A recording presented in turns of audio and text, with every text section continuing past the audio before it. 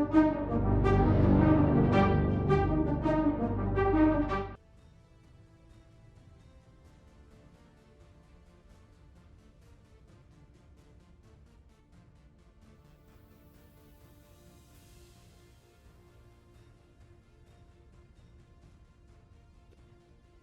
it is good to be back with Stellaris.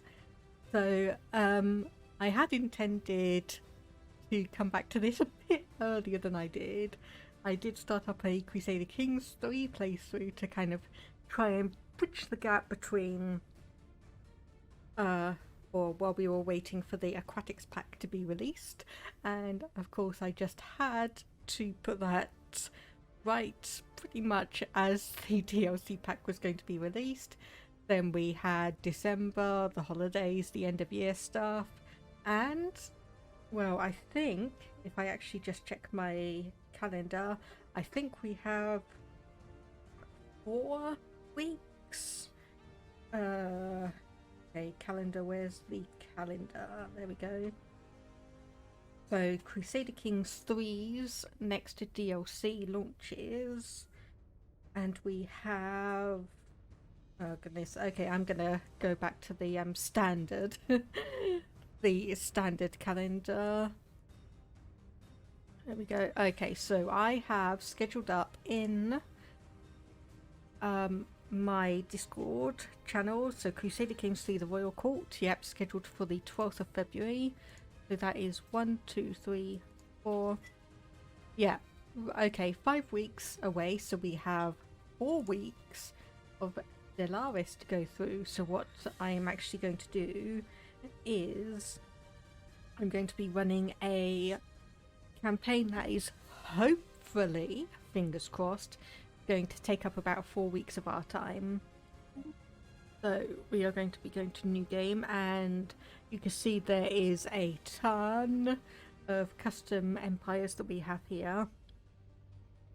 When I was actually planning on this, I did ask for some people's custom races and species just to get kind of more variety in it.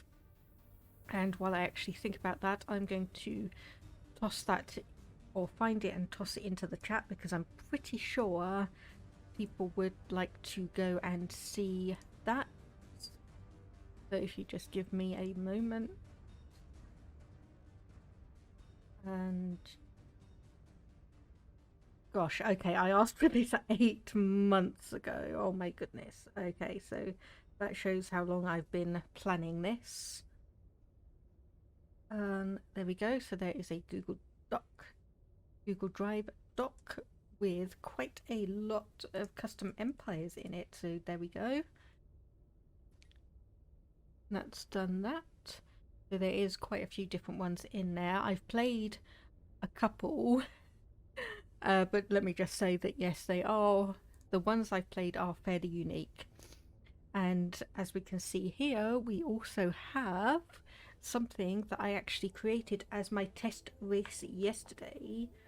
So with Stellaris, seeing as the Aquatics DLC pack came out in November, I'm not going to pretend that this is any kind of unique species whatsoever. Obviously this is the new Aquatic species pack. We have the Aquatics ship, we're on an ocean world. We have 2 of the new traits, anglers, which of course is one that goes very well with Aquatics and an ocean world. So on ocean worlds, agriculture districts are uncapped, and on wet worlds, farmers are replaced by anglers and pearl divers. So anglers produce 8 food and 2 trade value, and pearl divers produce 3 consumer goods and 2 trade value, and adds the aquatic trait. And then we also have pompous purists, a society so utterly convinced of their own superiority that any attempt at diplomacy not initiated by themselves will be utterly ignored. So can only engage in diplomacy with other empires if they are the proposer. Trust growth plus 30% and available envoys plus 2. So that gives us an edge in the galaxy, where we are also slightly authoritarian authoritarian, slightly xenophobic, and also slightly materialist. And our traits are aquatic, so ocean habitability plus 20%, housing usage on ocean worlds minus 10%, food, energy and mineral output on ocean worlds is up plus 10%, housing usage on non-wet worlds is up plus 30%, and habitability on non-wet worlds is minus 20%. And along with that, I've also added in non-adaptive habitability minus 10% because as we're aquatic, if we're kind of gunning for wet worlds anyway, then non-adaptive is kind of a no-brainer negative trait. We are venerable, which means our leader lifespans are plus 80 years. To counterbalance that, we are slow breeders, so pop growth speed minus 10%. And we are also communal, so aquatic up here. So we have actually, I'm presuming that is additive rather than, so it's 10% plus 10% equals a reduction of 20% rather than it being 10%. So it's like, so this kicks in, so we have 90% habitability, and then this kicks in with a reduction of 10% on that, which is 9, which is, you know, a reduction of 90%. It's only 1%, but, you know, every bit helps. So, and this is also the setting that I had for my test game. Now, there are some UI changes here. I am running 3 mods, which is basically a UI edit, a minify or mini menus option, and the patch to allow those two to work together. So we had a small thing which I think was a bit too small, so we'll go for medium actually. Mid-game, end year and victory, so I am turning the crisis off just so we don't have to worry about that spawning in at any time. And let's go for, so that will be 2700, so that's 500 years. So we want the mid-game to start at 2450. Let's just do that. An end game start year, so 250, 125. So we want that to probably be 2575. Yeah, so we have basically 250 years until the mid-game, such as machine uprisings. The end game, so the crisis which we turned off, and Fallen Empire Awakening will occur 125 years after that, and then 125 years after that will be the victory year, and whoever has the highest score will win. So we have advanced AI starts 1 to 2, advanced neighbours on. 2 fallen empires. I'm going to turn off the maured empires, but in its place I'm going to add in 1 more AI empire. Habitable worlds, let's actually put that just at 1 times 1 because we are just on a medium world. Empire placement is random. Primitive civilizations, I will bump that up a tiny bit. Hyperlane, abandoned gateways, wormhole pairs, that will be fine. Tech/tradition cost, I'll put that up to 0.5 times, which means it's going to be twice as fast as a normal game, but nowhere near as chaotic as it was in my test game. However, nears are going to be on, xenocompatibility is going to be on, because I just like having that option, even though we are probably going to be not participating in that. So yes, and we had captain difficulty, so the AI gets slight bonuses. Let's just do that one, and yep, here we go.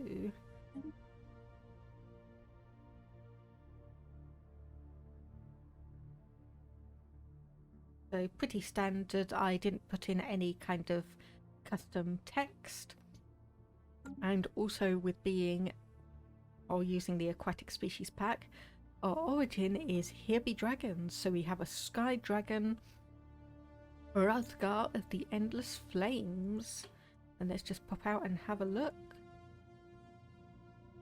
at the galaxy map. So we are in the southeast quadrant, about 4 or 5 on the clock, and let's just have a look around. So we may not have great choke points because I can see obviously we have a branch going off here, a branch going off here, and 2 going off here.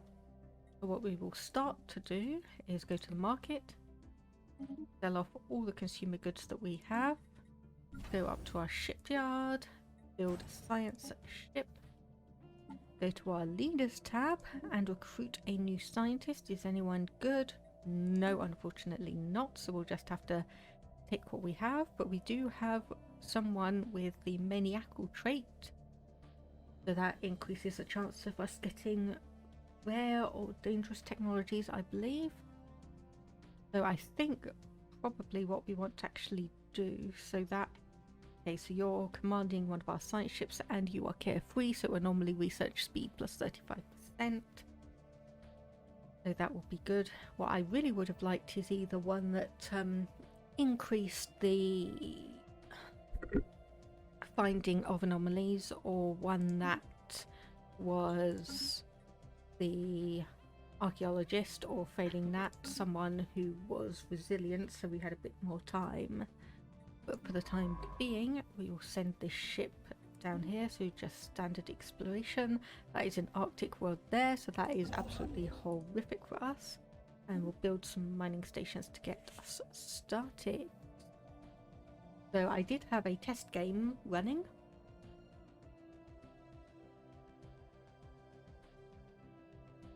and that was on a small galaxy, and it's kind of ironic. It's like I almost wish I had had that kind of start generated for this playthrough, because okay, there are 6 empires plus us in the galaxy, but basically where we spawned we had like major choke points. We had one of my own species, the Inaris, kind of down here. Then we had a human based race over here. So basically they couldn't get to us unless they went through Inari space, and they were rivaling the Inari were rivaling them, the Inari were rivaling us, we were rivaling the Inari. To the west of us we had basically the Caravaneers rather, and some of the ones that sell you all the rare resources. I can't remember what they're called at the moment. Then kind of like up here we had a fallen empire, so we had like loads of space around us, are very easy. Oh, that's actually good. Okay, that is a choke point for us going forwards. And if we come up here, oops, oh my goodness, I completely forgot to set some research. Whoops. Oops. So I want to do all of this, and as I'm doing that we probably actually want to, yeah, okay, we do have a research lab built up, and what we probably want to do is clear the sprawling slums as soon as we get to 300 energy. Oh, yes, I cannot believe I forgot to do that. So we are lacking 5, so next month when it comes through, and I cannot believe I forgot to put all that research on. That was us wasting a few months. We want to send you all the way up here because if we're lucky these 2 might intersect, and if that's the case then we can push down here as our kind of south and west choke point, because basically unless someone is like over here they won't be able to come down anywhere. Our other science ship is ready to go, so let's send you up here. And just keep an eye on going to be down here. So not so much luck on that quite yet, but if this one doesn't have any connections, then yes, again, when another Arctic world there, that's not going to be great for us. And we have our first tradition available. So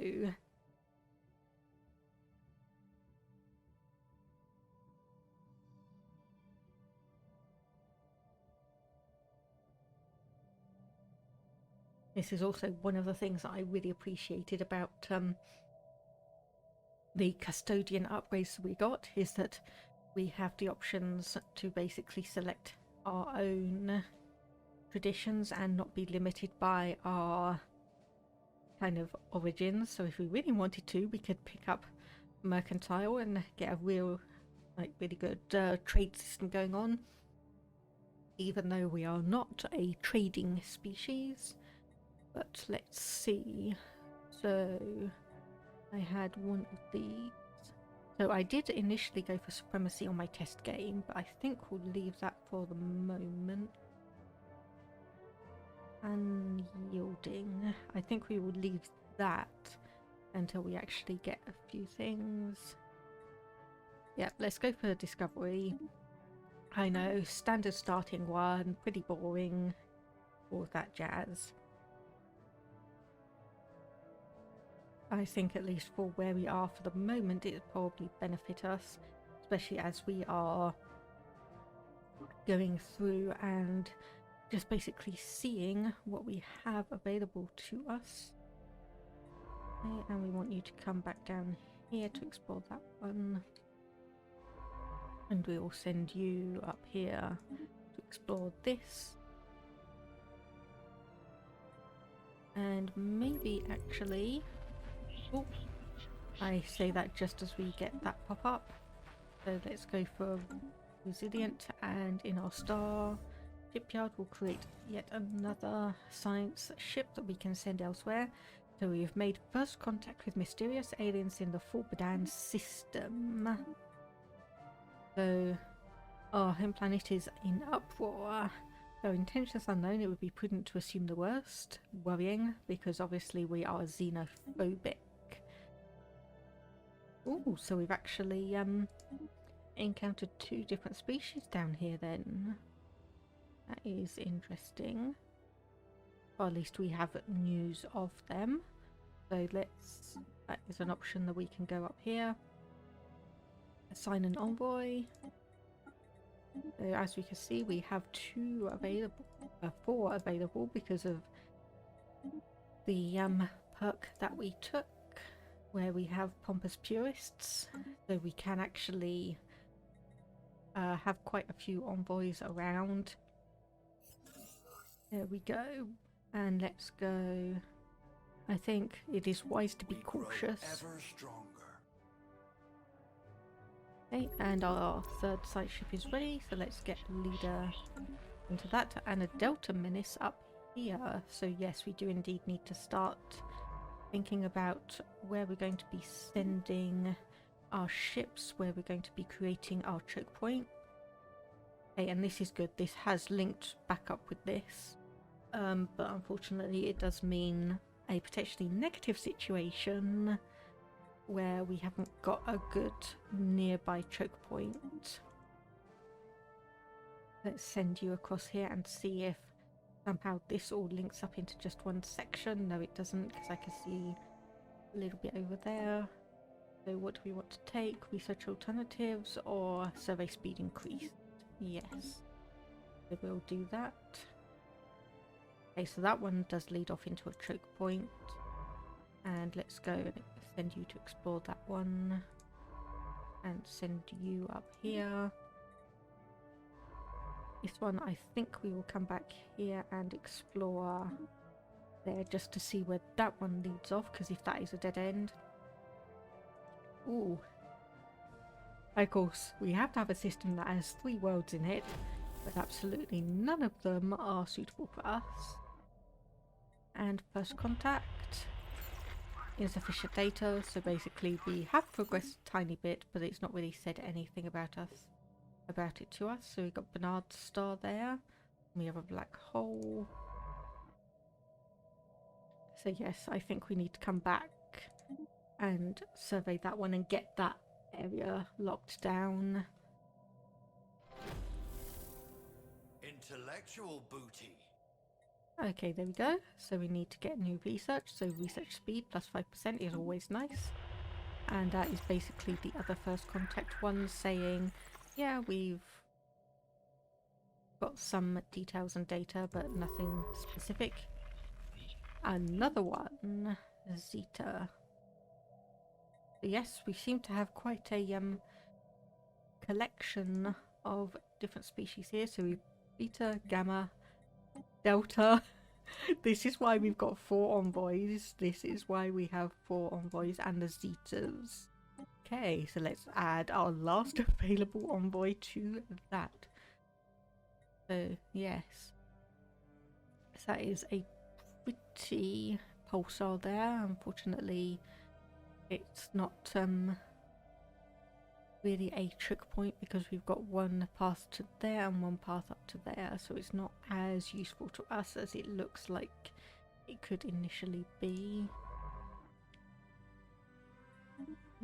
Let's just see where this is up. So our leader on the home planet, we have more important matters. We don't want to do the habitable worlds survey. And databank uplinks get our research speed increased even more. Research complete. Another first contact one. Caught neither sight nor sound. And they have little information to go on and worried the trail may have gone cold. That's not good. So we have that research has also been done. And let's keep going with some unity gains. Research complete. And this looks like it's going to be another kind of very not wishy-washy system, but something that, you know, there's going to be paths and branches all over, so we're not going to have an amazing path for that. Which one is this? So we must find out their secrets. So we've got some kind of human race here, and we have another one, the Zeta Menace.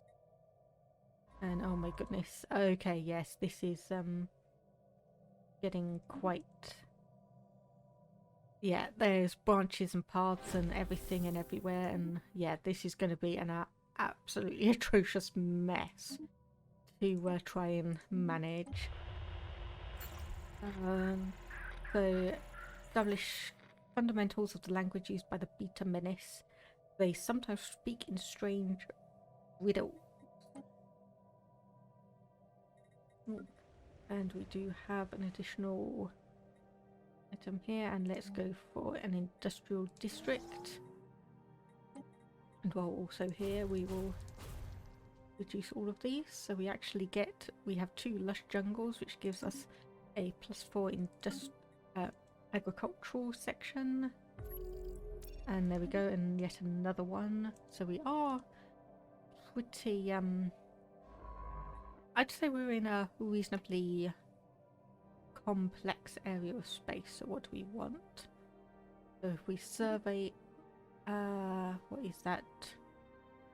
Vilth? Then we can potentially make a trick point there.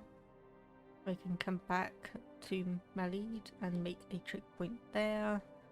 Yeah, we're going to have to really fortify this whole area if we want to stand a chance. Similarly up here, we're going to have to go back to Jabeth. Survey that. You should be, yep, surveying that. And our construction ship, well, can't do anything at the moment because we don't have any systems close by that we can manage.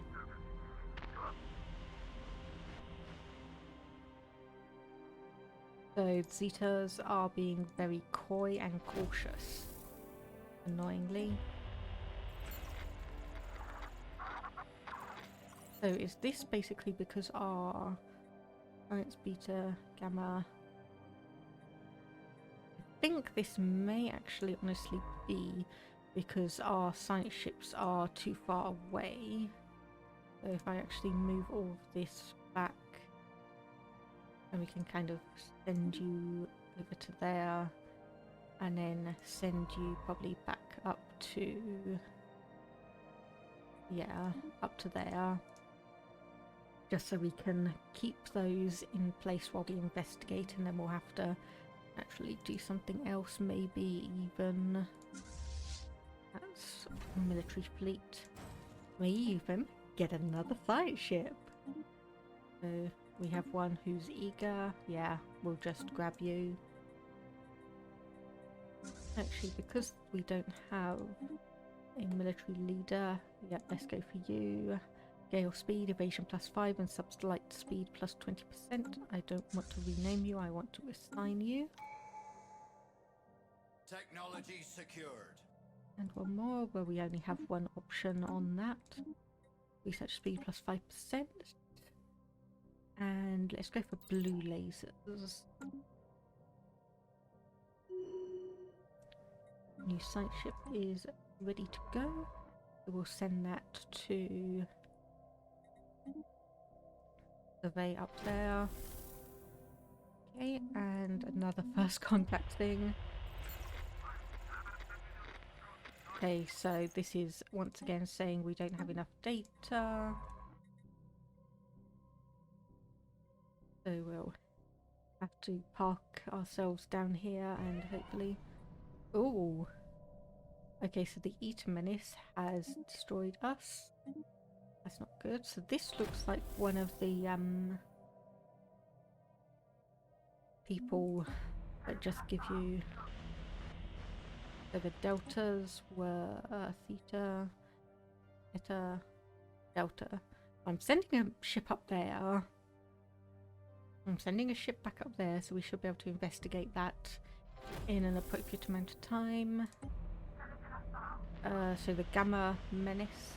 Systems they were up against were simply too advanced or their overseers too vigilant to be caught out. Our lookouts have detected an anomaly. So leave that anomaly for now, and we will have a look at that later. So the Beta Menace, the Empire of Burdia, which is not one of my ones or one that I know about. So the phrases they use are references to significant well-known events.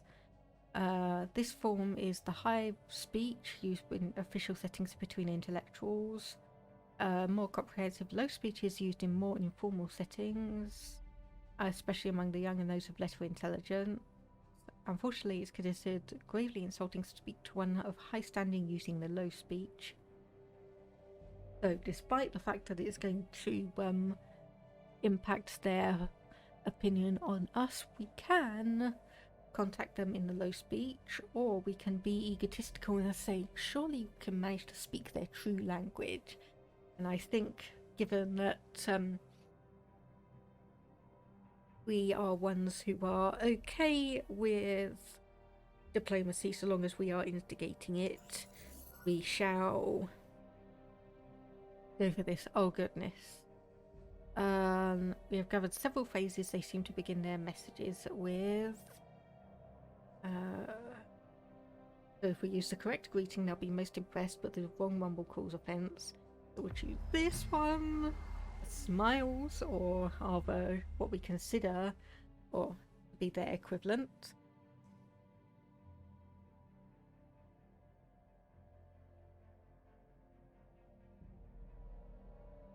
So we can say that it is well they should not see us as unworthy.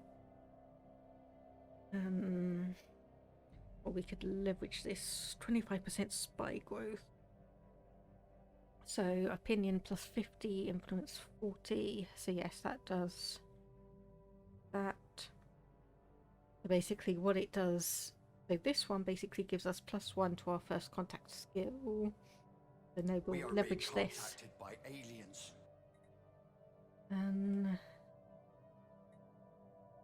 So let's say, yeah, do not interfere with our endeavours. So once more, we should assume the worst. That gives us a first contact protocol, and we should see them. Yep, there they go. I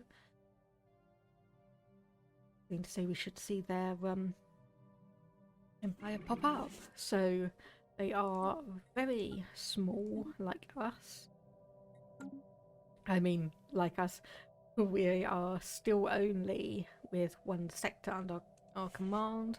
That is because obviously I have been kind of sending our ships out to survey rather than or to check out the local area rather than surveying systems. So that does mean we have quite a fair bit of influence stored. So we received our first clandestine report inside the Empire of Burdia. So let's just keep on and see what happens next. So we have some things built up here. We do need a new job. What are we lacking in mineral? Or what it rather is our lowest one, and yeah, we can see we have a planet deficit of -2 minerals. So getting some people working on that would be good. Okay, and you are still waiting up there for the first contact protocol. Zeta Menace. Yep, we are still on that. Still looking on that. Not on there. And not on there. So yes. The strategic resource living metal. That is nice to find easily. Hello there, blue cornflower. How are you doing? And yes, I hope you're or not eager. God, I can't think of words today. Happy. I hope you're happy to see that yes, Stellaris is back. So we'll go with me. Must find out their secrets once more. And ooh, okay, it looks like we do have the Inari with us once more. So the Inari was, I think, my kind of second custom race that I really made. So they are quite militaristic. I really can't speak today. Who is back? Stellaris, like a big grand strategy game on the channel. Because, yeah, I have missed this. I played a test game yesterday and I just missed it so much. And once again, we will find out their secrets. So I'm not sure if you saw the beginning of this or not, but we are playing on a medium or 600 star galaxy. And we have basically 500 years until the victory conditions, which I'm hoping will not take us more than it won't take us more than 4 weeks to really accomplish, because I have got it set that Crusader Kings 3 is back on the 12th of February. So the Gruner, the ancient spacefaring species. Interesting. Intellectual booty. So how many arms of stuff actually? If I just quickly save this, and that is probably not going to show us anything. So if I just quickly exit the menu, because then I'll just. So here, this is our settings. So we are, yeah, elliptical, 1 times habitable worlds, slight bump on primitive civilizations. Tech and tradition cost is half the standard one. 10 AI empires, 2 fallen empires, no more orders. We've got no crisis on this, so it is just honestly going to be a whoever has the most points at the victory year. So I keep it on elliptical because I just find that the not easiest, not most interesting, but it just suits my playstyle. Yeah, we can see here my other gameplay, and I might pop in and show you the start that we actually got in that one, because that one was quite good. So anyway, let's just continue on with this. So we're surveying. First contact. Their appearance has provoked widespread dismay amongst our populace, so taken describing them as repulsive orcs.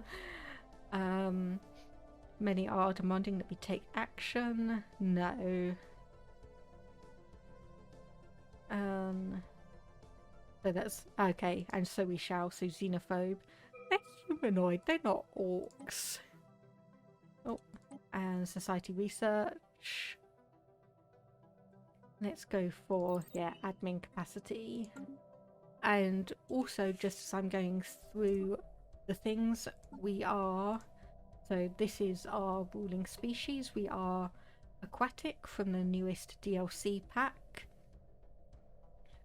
We are Space charts totalitarian updated. regime, so the only things are that our election is only on the rule of death. We are mildly authoritarian, xenophobe and materialist, and our civics are pompous purists, which gives us plus 30% trust growth and plus 2 envoys. But we basically consider ourselves above pretty much everyone else. And we also have the special anglers perk as well, which basically means that instead of farmers on agriculture, on wet worlds we have instead anglers and pearl divers, so we get both food and consumer goods from our agricultural districts. Anything else? Don't think so. And we have the aquatic advisor, so the pirates one. So we have ocean preference and aquatic. We're also venerable and communal, but we are non-adaptive and slow breeders. So non-adaptive we have, because we're aquatic, we have reduced habitability on non-wet worlds anyway, so I kind of threw non-adaptive in as a re-perk almost. New tradition, no options, so we'll just have that. So blue cornflower, what's the benefits of elliptical? Well, it's, I suppose if you're used to kind of doing the spiral one, then you obviously have your natural choke points between the arms. Elliptical I find is quite interesting because depending on how you start, you can potentially just have a massive amount of territory available to you. So like for instance here we've got choke points. I don't want to click on that, actually I just want to point to it. So we have a choke point here, here, and kind of here and here. So even though we've basically got connections to everywhere, there are still various choke points. And it does mean that you don't have to try and work your way around a galaxy where you've only got a small number of connections between the spirals. So anyway, that was completely surveyed, so we'll go here. Actually no, we'll do it the other way around. We'll survey that one and then start coming around here and survey these. So there we go, and our construction ship. And actually no, I'll wait until we have this one surveyed, so then we can pop through, claim that one. I'm just really annoyed that every single world around us is Arctic. But if we have... So I cannot remember if this is a precursor one or if it is honestly just a random species that's rolled up as the tree one. But if we do have that species as our precursor race, that bodes excessively well for us because, well, it basically means we can terraform everything into Gaia worlds, which is going to really help us.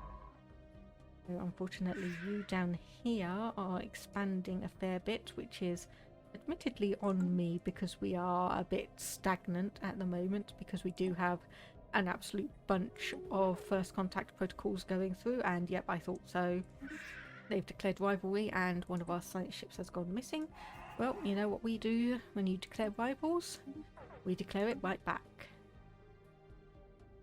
Yeah, I was going to say I have an envoy, I've got a spy network going on, but I don't quite know what you're talking about. So, fortunately that means we only have 2 science ships left. Guess we're building another one. We'll do that and recruit another leader. So we'll just get a random one because there's no one with good traits.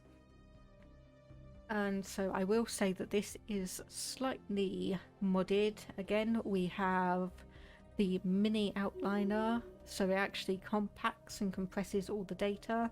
And I also have a UI one and a patch that basically makes them work together. So if there are differences between what you're expected on a vanilla Stellaris thing and here, it's because of that.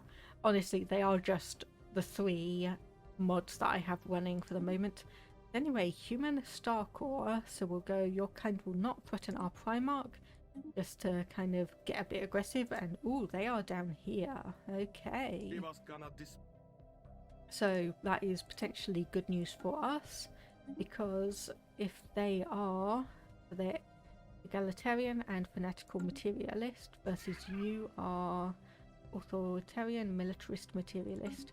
So there's potential for these two to be at war with each other, which is just like the my test game, which is once again good for us.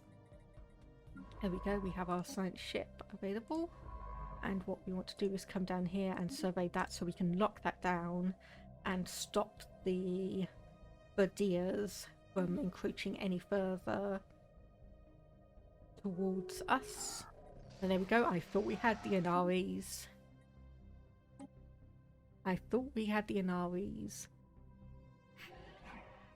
It's always nice to see one of your old species come in to the galaxy, so they are up there, so indeed we do want to kind of get back here and survey that and start building up a little bit of a choke point once more. So how are you doing with this? Okay, so you have succeeded, so you're one of the ones down here, and we'll say, yeah, we'll go for the kind of neutral option. Our lookouts have detected an anomaly. So we'll do that.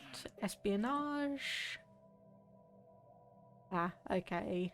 So unfortunately, we are still trying to figure out who these people are, so we can't put an envoy down here. But hopefully now that they have contacted us, we'll be able to get information on who these are.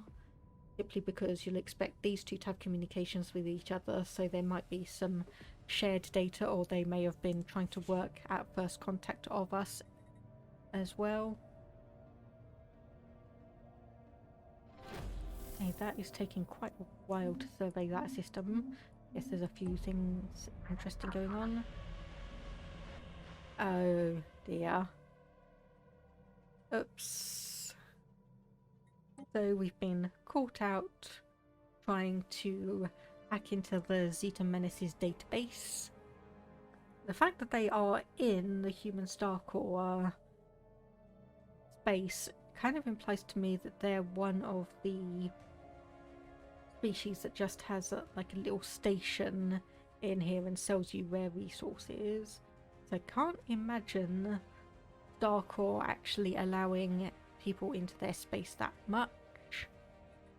And when are you expected to return? 22. Oh my goodness, okay. So apparently you are no longer a valid rival. So I think that means that they've probably increased their military capacity above and beyond ours, which is currently 3 out of 20. Our lookouts have detected an anomaly. Yeah, okay, so Technology secured. there we go. I was wondering when we were going to finally get that. And we'll go for basic combat roles. How is our population doing? They're still a fair way away from a new one. But we probably would benefit from getting some new districts in, I imagine. So we don't have planetary deficit of anything. But we are pretty... yeah, monthly gain plus 0.85. It would be worth getting up an agricultural district for that. So there should be Zetas. Okay, finally! Finally we actually get a bit of a breakthrough on the Zeta Menace. And it's interesting that they are also using a human portrait. Yes, unfortunately we are kind of sitting around waiting for things to happen at the moment. Intellectual booty. More research. And yes. Standardized Corvette patterns, so let's get that in. Space charts updated. There we go. That has finally been completely charted, so we can go over there and build a star base. Yeah, the way you're expanding, I don't like that. Our lookouts have detected an I anomaly. do not. A system has been charted. Blue cornflower. Oh, okay, that was a load of actions occurring at the same time. So this is the new voice pack that comes with the Aquatics DLC. It is honestly just labelled as Aquatic. Honest work means hard labor. Low wage. Our course is charted. Honest work means hard labor, low wages, and no fun. Our course is charted. Cast off all moorings and hard a starboard. Greatness awaits in the briny black. So yes, this is the one that comes with the Aquatics DLC pack, and it is basically the pirate voice. So yeah, one of the other things that the Aquatics DLC comes with is the names that you can use. There's one that I selected which is kind of like neutral, but you can have like full-on pirate names, or you can have like Victorian English names as well, which I found quite interesting because those are obviously what's kind of associated with naval exploration. You say it should be more like William Defoe from The Lighthouse. I actually like it because it very much sounds like from Disney's Treasure Planet, like about 20 years ago. It sounds like the Long John Silver character from that. Oh, sorry. It sounds very much like that, so I really enjoy it. So you say lean hard into the sea captain. Oh, there might actually be someone who's made a voice pack on the workshop that actually is more sea captain and less pirate, but like I said, I like the pirate. So I'm going to the robot cook. Yes, that one. Yes. Yeah, that's who the voice reminds me of, that one. The one who had Morph, that little alien creature that took me so long to realise that that was basically the space version of a parrot. Robot Cook sounds a bit Jamaican, I think. It's been a while since I've watched the movie, so I'll defer to you on that. Yes, Morph is adorable. So anyway, a hungry dragon. I'm going to slightly cheat on this one because I know what a good outcome is, which is set aside some space for it in a secluded area. And it does warn you that it's likely to consume a lot of food once it lands. You can fire a warning shot, but the dragon may be displeased, or you can just continue to passively observe it. So because I've specifically chosen this one, we want to see all the good things. The captain lady.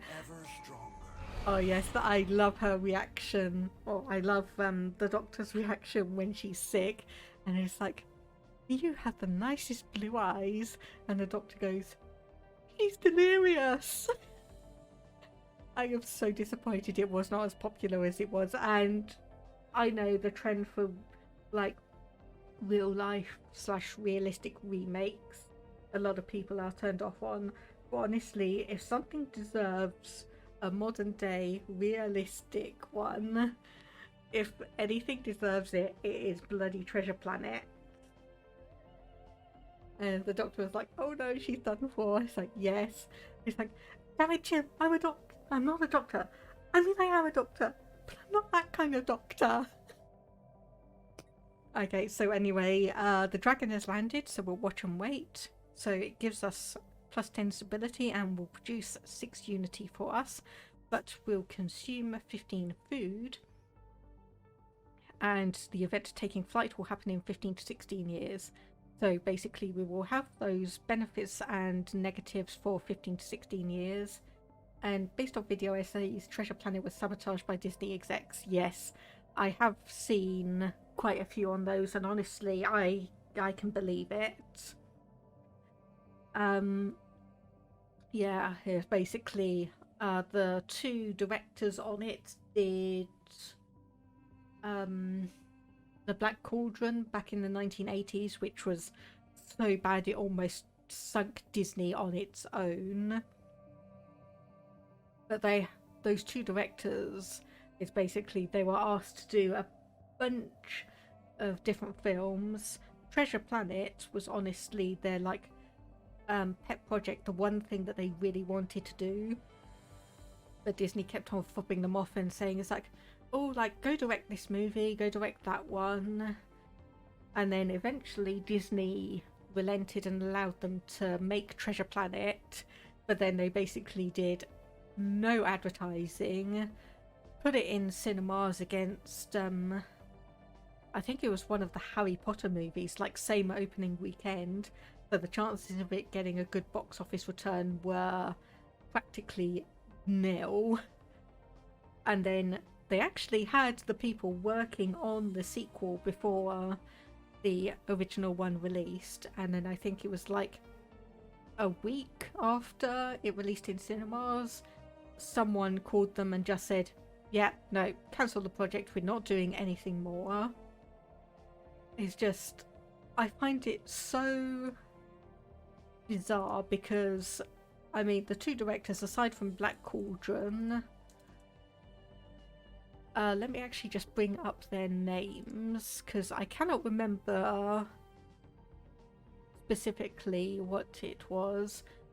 Ted Berman and Richard Rich. Let me just have a look, see if I've got the right people. No, not...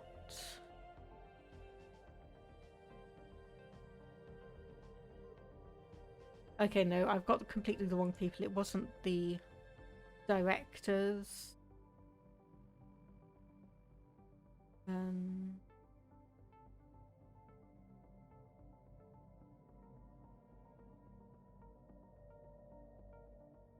Okay, I'm going to go the opposite way because I'm going to go to one of the other movies that I know they worked on, which is obviously Treasure Planet.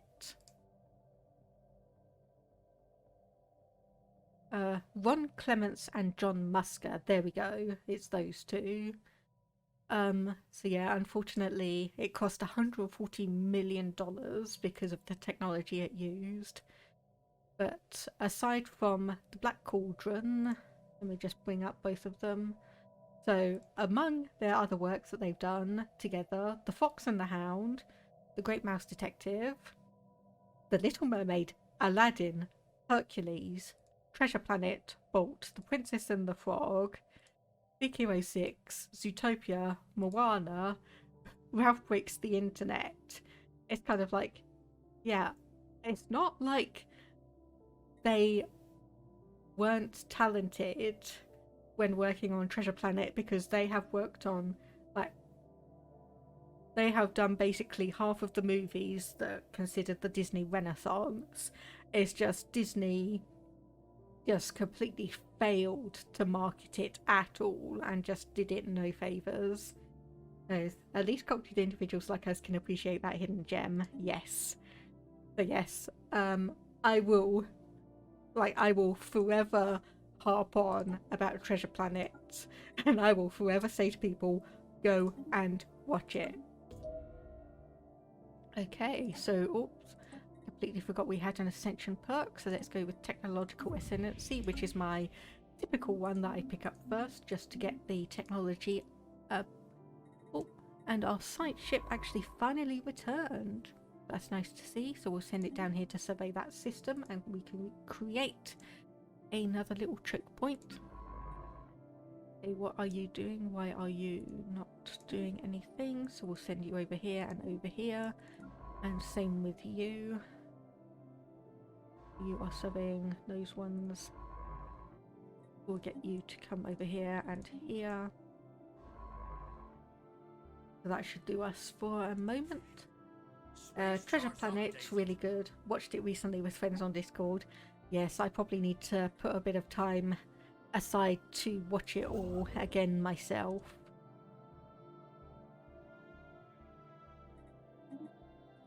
Yeah, actually I'll go and see if anyone has anything about what the specific accent is.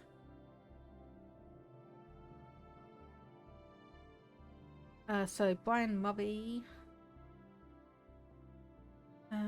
John Silver.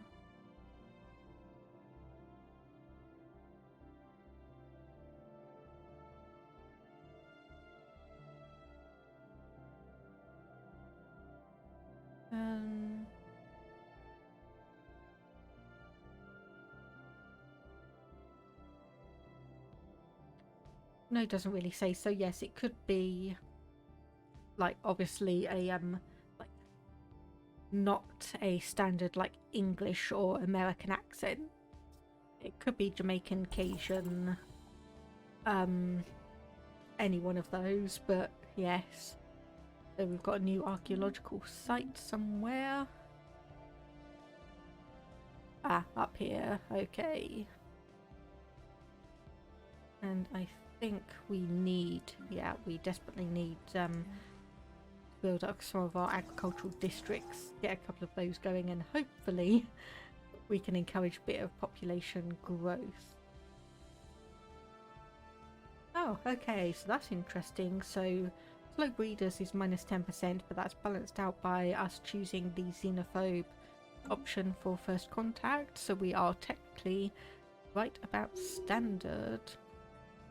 So our general has gained the adaptable trait, leader experience gain plus 25%, so that is nice to see. So that is here. First contact, there we go. We are being contacted by aliens. Oh. Okay, so that's A interesting. system has been charted. So are you two linked or something? So unknown origin. Yep, okay, fine. And you are... No idea, actually. Okay, yeah, so these two are... those two are rivaling each other, which is interesting to see. And let's see if we can send someone down through here to start picking up information on them. And while we're actually at it, Detected an anomaly. let's start upgrading our fleets, because I think we are going to need that soon. Ah, primitive alien civilization. Is that one that... Yep, that is one that is potentially going to be within our We borders. grow ever stronger. Oh my goodness, I didn't realise that.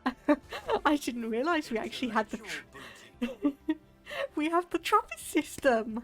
We have the TRAPPIST system! Not only that, but it's within our borders. Oh, that is aggravating. Oh, that is so aggravating. Because unfortunately, continental, desert, and Arctic, we can't... Like, our best... Our best habitability is 50% in the TRAPPIST system. No. Oh no. Oh well. And then yeah, unfortunately up here we've also got another 3-planet system, but those are all Arctic worlds. So we are going to have a bit of a difficult time when it comes to actually getting another planet. Let me just say that. So new research needs to be done. Let's go for gene mapping so we can actually negate our negative species trait. So you're coming down here, and I think we'll probably want... Yeah, let's get ourselves another construction ship up. Make that 2, actually. So we've got one that's kind of coming down here to do all of that, and we've got one that can come up here, and then another one that can come all the way up here. And we are unfortunately losing quite a bit of food. So I think, at least for the moment, let's actually... As bad as it is going to be... So we'll buy 15 food each month at a maximum of 2, which should... Help produce, yep, there we go. So we're down to now just -2.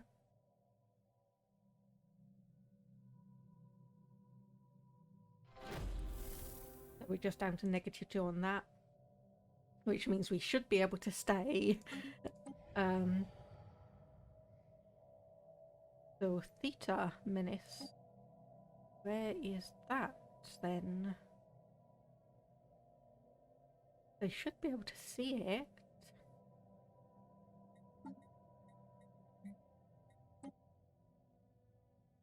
Track on. Okay, it's just down there. It's all the one that we're already aware of. It's just the one we're already aware of. Okay, and construction ship. So like I said, we'll move you up here and capture that bit of territory when it's finished surveying. And here we finally go. We've got our factions founded. So loyal citizenry group, Pickling primary block, and Academy of High Technology. So let's see. What do you want? Science without borders, so research treaties. You want asserting dominance and aggressive first contact protocols, and you want extra national authority. Okay, good. So far, all of those factions want us to just be aggressive and kind of domineering the other species in the galaxy. So you are building that. Still surveying. You are still surveying. Can we push down and get Estrion? We grow ever stronger. But anyway, I think we will push forwards to why can't I say that? A Warth. And then secure that one, and then we can potentially look down here to pushing towards Estrion and creating a trick point for us there, because it seems like you have kind of stalled out a bit on your expansion plans. There we go, Tianki. We are being contacted by aliens. Okay, so there are some Tianki down here. That is absolutely fine for us. And did we have... No, we do not. So we can send our 4th envoy there to get information about you. And how are we doing here?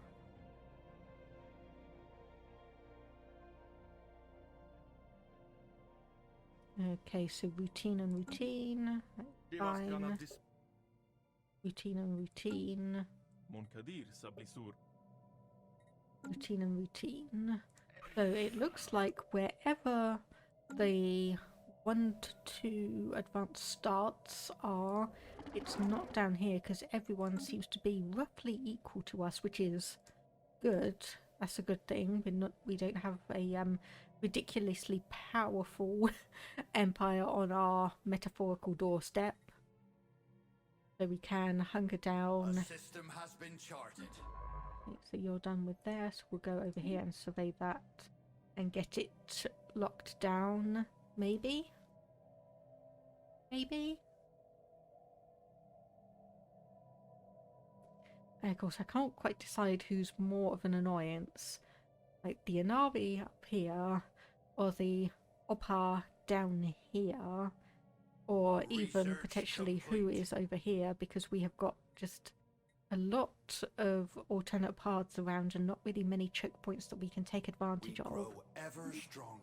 Anyway, new research. There we go, survey speed plus 25% and automatic surveying. So that would be good for us for a moment. Ah, okay. They have just... Yes. They have just decided to take that one. So that is unfortunate. So instead, I will send you up here and survey that. Oh, another strategic resource. So exotic gases. In Okay, so that is up here. That is another one that is easily within our borders. We have one exotic gas and we have one living metal. And another primitive civilization. There we go. Build starbase.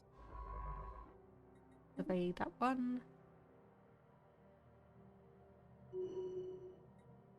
And we're just getting pop-ups about leveling up and other miscellaneous information, which is decent to know but not majorly useful for us. And we have enough to select a new tradition. So supremacy, we will go for that, as we now know that there are a fair few different species around us that we want to make sure that we can take care of. No, you don't. We are going to lock that down. You are not going to be able to get that. Hopefully. Anyway, hopefully. Space charts updated. You've done that, and I think I'm actually going to send you up here to investigate that. We grow ever stronger. And up to here, build that one. And yes, I am being a bit cautious about where I'm actually going to be putting all of my ships and stations and whatnot, because A system has been charted. we want to... Okay, there's a destruction ship. Okay, I don't think we want to worry about that. I think we actually want to come down here and worry about this, because we are getting science ships from the birdiers coming through at quite an alarming amount, I will say.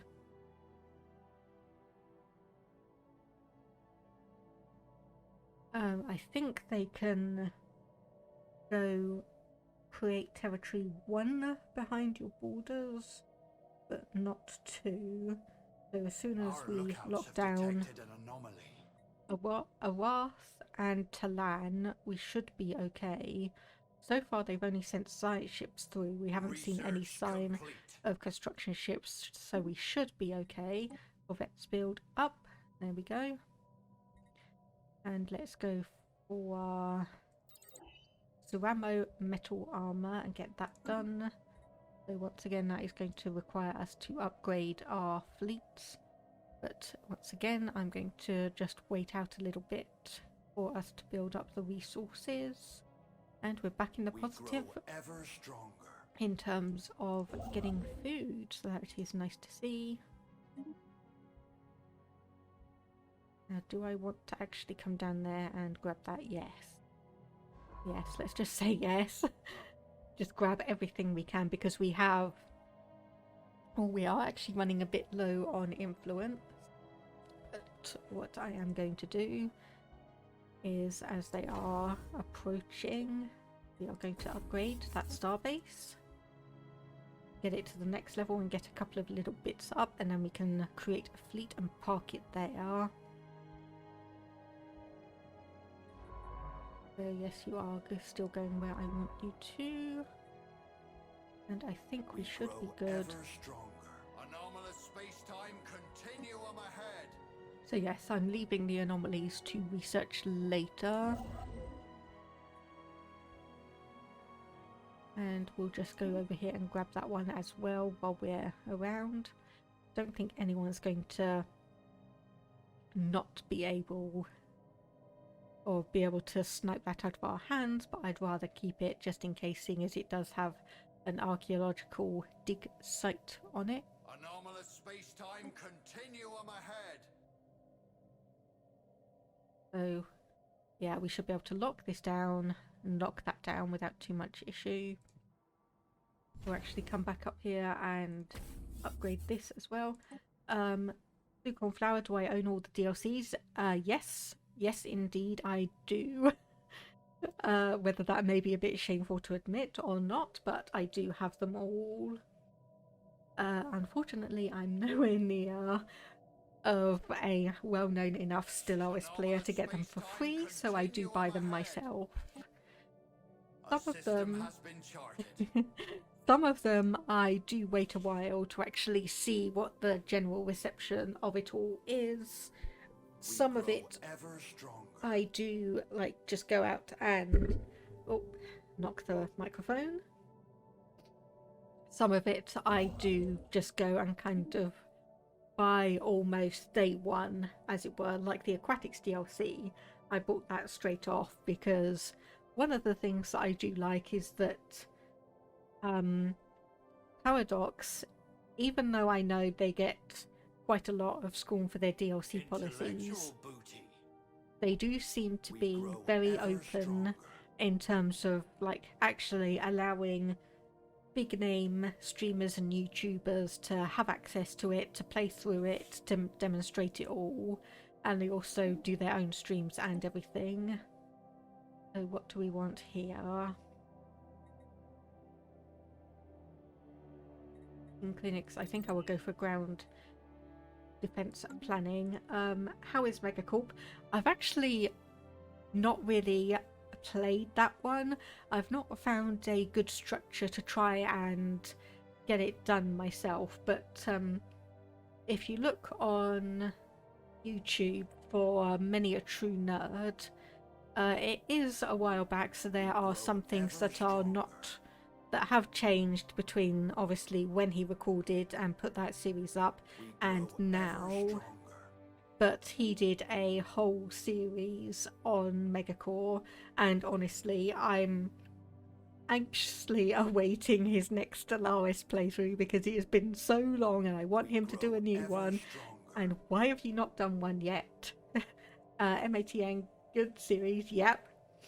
Glad to hear that. And yes, some streamers get the DLCs for free. Indeed, they do. If you're a big enough name, sometimes they will approach you and say, it's like, oh, it's like, obviously, if you're someone that has like a good number of subscribers, you tend to get good views and interactions on your videos, then potentially games companies will come across to you and go, oh, we would like you to do a video on this for your channel.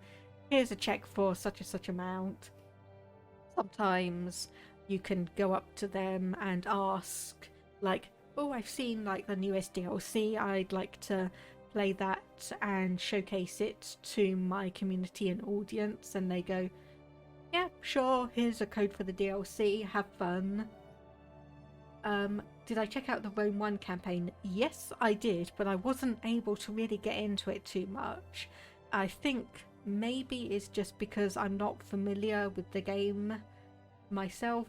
Like, for instance, I've seen a few other people as like doing like Hearts of Iron 4 and Europa Universalis, and I'm not interested in that because I don't really know / understand the game myself, and it only really is strategy games that has that issue with me. So it's like I watch it and I kind of go, it's like, okay, yeah, I understand it on the surface level, but I don't really understand it in that much detail. But yeah, like he did a live stream on the remake a couple of days ago, and despite watching most of everything else that Many a True Nerd does, when it came to that one, it's just, I have no interest. Nothing against the game, nothing against him, it's just not one that really interested me. So we do have, potentially, we could come down here and survey that. And there is quite a lot of options up here. And we do have a slight little choke point if we get to this section, but unfortunately the Inaris have blocked us off, so that is slightly annoying. You played it when you were young, so probably made it better. Yeah, that's always one of those things. It's like you always have a little bit of nostalgia for things that you played as a child. I mean, if I probably went back and decided that I was going to stream some of the games that I played when I was young, like Dungeon Keeper, I'm sure quite a lot of people will look at it and go, like, how on earth did you manage to do it? But it's a combination of nostalgia and technology marching forwards, making better UIs, better systems and everything. Yeah, Fallout 76 on Many a True Nerd, I didn't even bother with that. I have had fun watching his Fallout 4 You Only Live Once one because of all the planning and strategy and everything. Our lookouts have detected an anomaly. sometimes, honestly, you get someone whose videos like you watch and enjoy just because of who they are as a content creator, and sometimes, despite that, sometimes they will just do games that doesn't really interest you. So yeah, Fallout 4, I'm not going to say too much, but honestly, that one event where he lost like half of his remaining health, oh my goodness, or the missile that nearly hit him. If he had been like 10 seconds faster.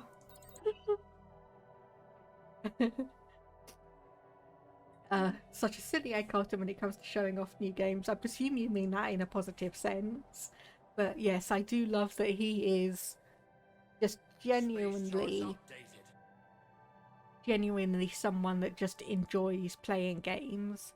And I do have to credit him for a couple of ones that I have in my library and that I've played in my streams as well. And yes, I forgot about that. I can turn on the automatic surveying now for all of these.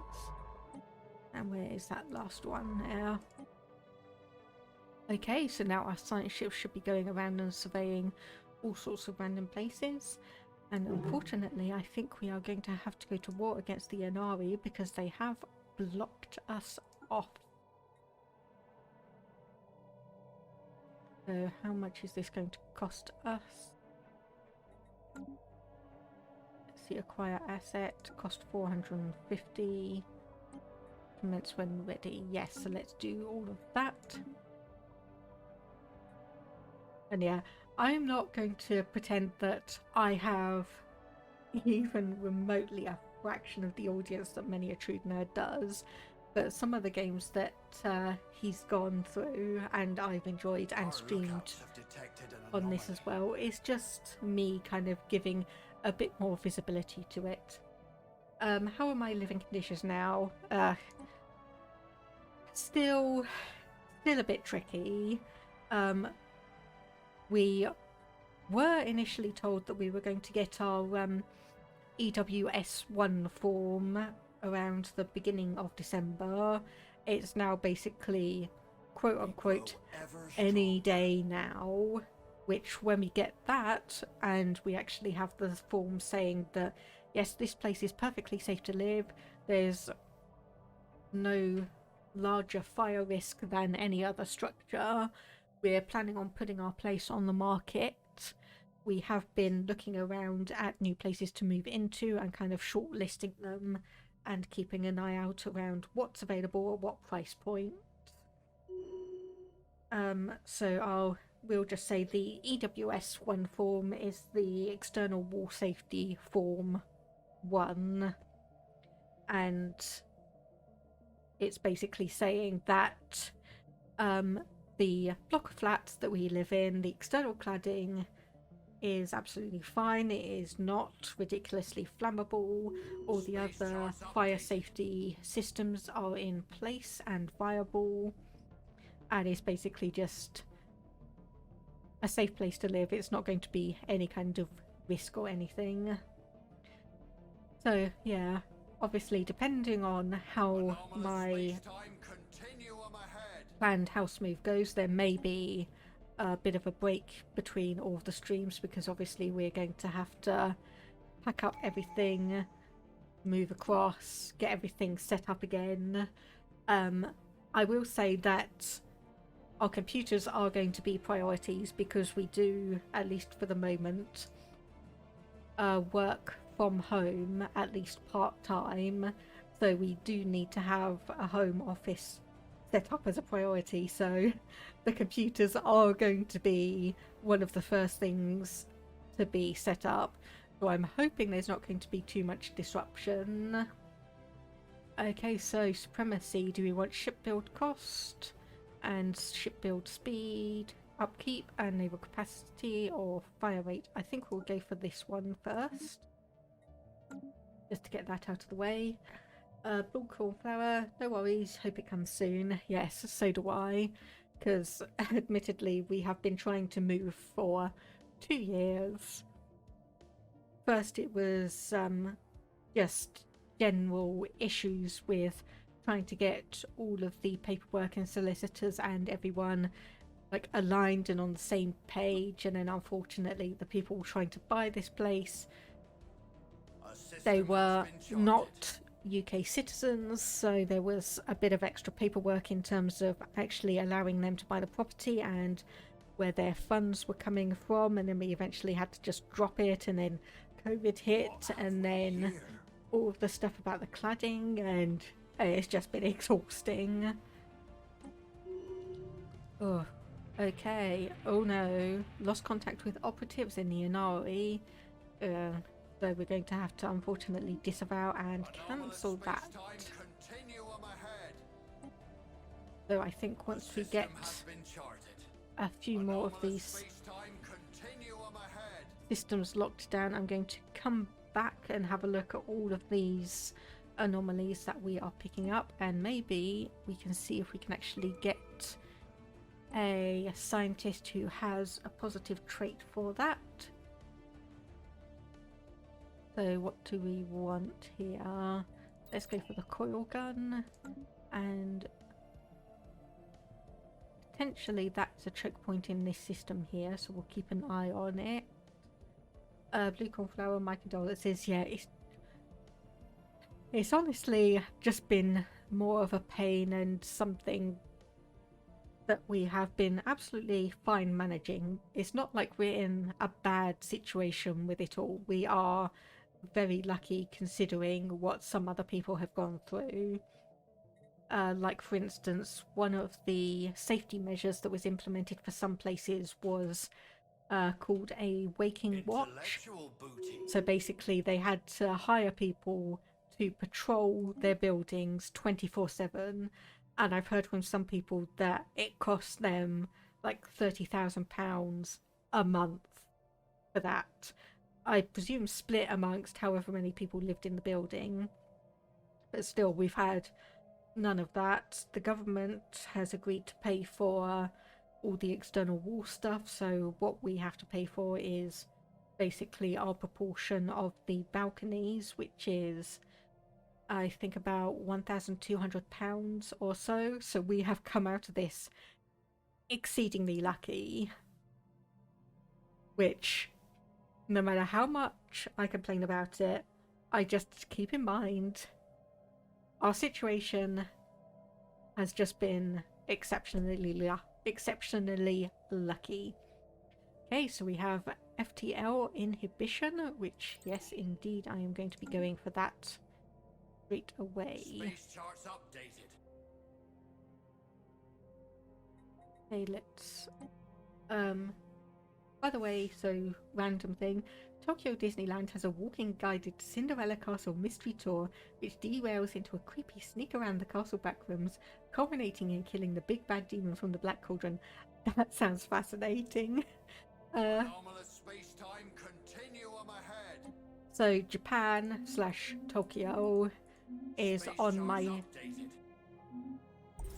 list of places to go and visit someday. It's in Japanese. Oh, okay. And that's a bit disappointing. In Japanese, English speakers are strongly advised to not go on it because, yeah, language barriers. They don't really have the capacity to do it in both. But yeah, Japan is one of the places that I would like to go to at some point.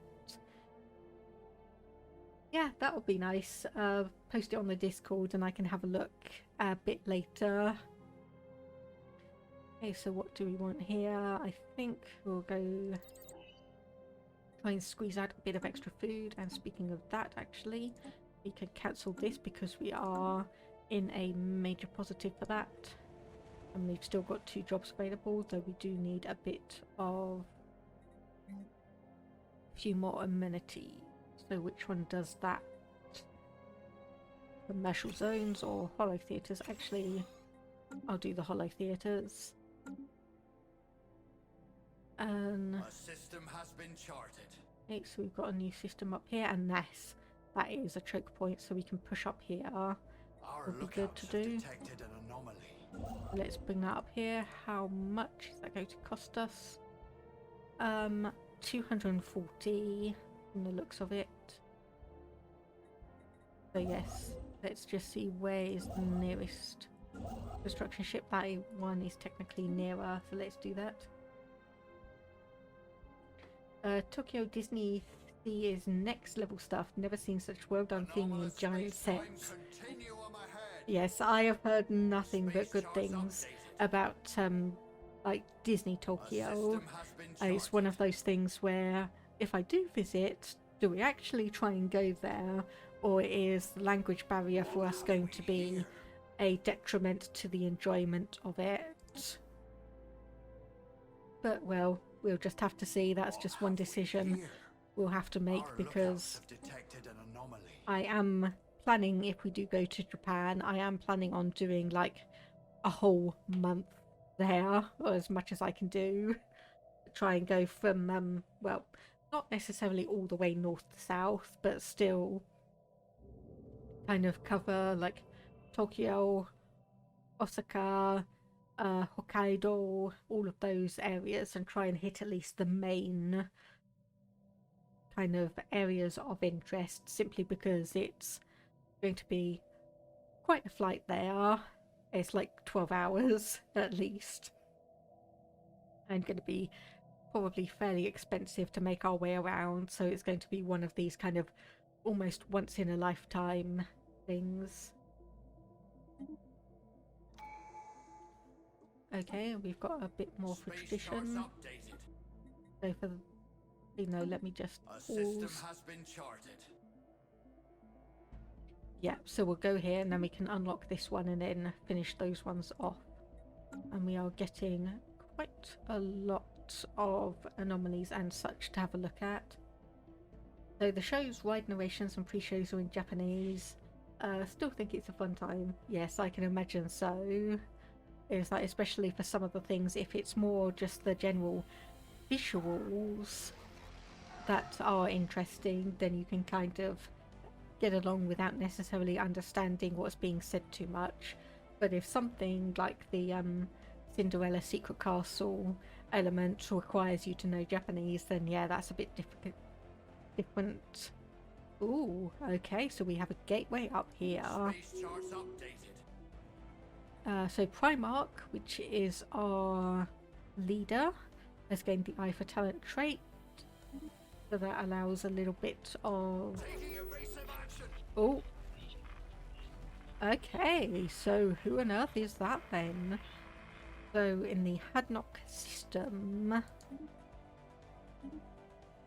that could be a number of different things. Do we actually still have visuals? Yes, we do. Okay, it's the crystalline entities. That's nothing major. You could watch the shows on YouTube with English subtitles. That is true. And I know there's also quite as well some what's the word? Like real-time translation options. Like I've been seeing the new Google Pixel phone being advertised like everywhere, with naturally one of the main selling points being like kind of like instantaneous real-time translation. So I don't know if that would also work, but hey, we'll just have to see, because I mean real-time translation on its own is something quite interesting. Okay, let's come down here and build an outpost for that one as well, and then we can hop up here to build that. Yeah, I'm definitely leaving so many resources untapped. I know I'm leaving so many resources untapped, but I am trying to get just our main infrastructure down, and then we can worry about it. Because we're not even 20 years in, actually. Thankfully, there's not been like an absolutely massive major one that we want to go to. Like obviously we've got 15 minerals up here, we've got 10 down here, and we've got a couple of rare resources, and there may be something here. Or is that, I think that's actually only 4 black holes that you potentially get dark matter. I don't think gateways will be the same. But we're locking down a decent area. If we could push down here to this one, and then like a choke point here and a choke point here. Yeah, we'll just have to see. So you're coming across there and grabbing that one.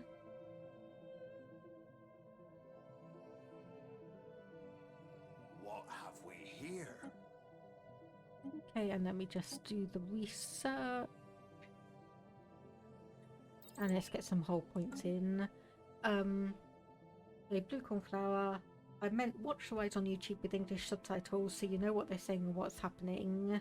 Yeah, ahead of time, I understood that. I'm just saying that with how close real-time translation is getting, it is maybe another option, but yeah. It probably would be better to be pre-prepared and go for, or try and find a subtitled video and see what that's like. Should check out the Ghibli Museum near Tokyo. Yeah, believe me, I have a traveller's notebook that I've been filling in, like down to the different districts in Tokyo of what things I want to see and do. So I'm pretty sure the Ghibli Museum will be one of those things that makes it in there. It's going to be quite an interesting thing because there are going to be so many little, like, because obviously you have the big tourist attractions and the big tourist items, but then you also have like the more niche and local stuff that goes around. Let me just think, like for instance, I have a couple of like tiny little local parks on my list that for some other people would probably barely be a blip on their radar, but for me it's definitely something I want to look out for and go and visit, because again, once in a lifetime I want to kind of see all these cultural elements. Okay, so what do we want here? So let's, oh, level 2 society research, yes. Yes please, we'll bump that back up again. And where is that science? Yep. Okay, so you kind of got scared out a bit from encountering that random alien species. So unfortunately we're going to have to, yeah, let's remove the one who's been looking on the Inaris. Because, yeah, we have enough information on them to know that their fleet power is overwhelming compared to ours. But we do have 1,400 alloys. And let's go to the fleet manager. So what we want to do is create 20 ships there. Okay, we don't quite have enough to reinforce that to completion, but we can reinforce it up to 14. If I want to ski/snowboard, there's a place called Nagano, relatively near Tokyo and Sapporo. I used to ski when I was like really, really young, and I could never get a handle on it. So that may be a little bit not quite on my radar, but it is a nice suggestion. Sapporo's powder snow is the best. Yeah, I think Sapporo is on my list to visit, and obviously depending on when exactly in the year we visit, we may encounter like the snow and such, or it may be you know, we kind of visit in the summer where you only really have the dry slopes. And we've encountered a new alien species. So let's just have a look, see if we can pop in here. And that is, okay, space amoebas, so that's not going to be another empire, that is just going to be flavor aliens, as it were. So we are investigating that, and we could probably pull someone off. Yeah, the human star core, because they're not right next to us, unlike the birdiers. And actually, as this is being reinforced, I will change your starbase over to here. And I will actually remember to build up a shipyard. And we're out of alloys. Oh dear, I forgot about that. Have I tried Endless Space 2? I tried Endless Space 1. Endless Space 2 was on my radar. Do I actually even have it? Let me just have a quick look. Endless... Yes, I do have Endless Space 2. I've not really played it. I don't really have...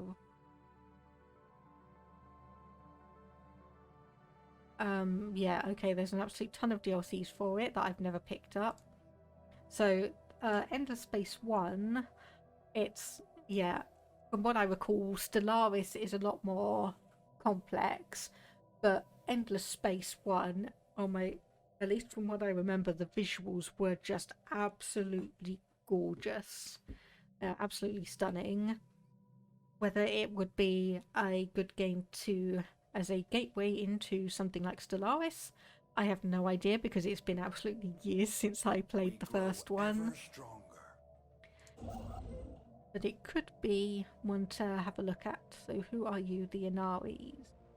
And we want probably a second fleet up here. So I'm going to create that one as well. So let me just put one there, and then we can reinforce that and just basically create a whole new fleet. DLCs don't necessarily make it better. Yes, that's always the case with games.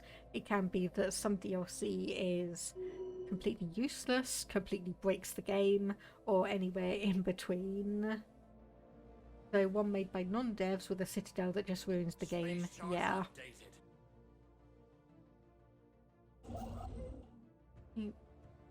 Do we have enough? No, because we've obviously sold all of our alloys. So what I'm going to not sold, used all of our alloys.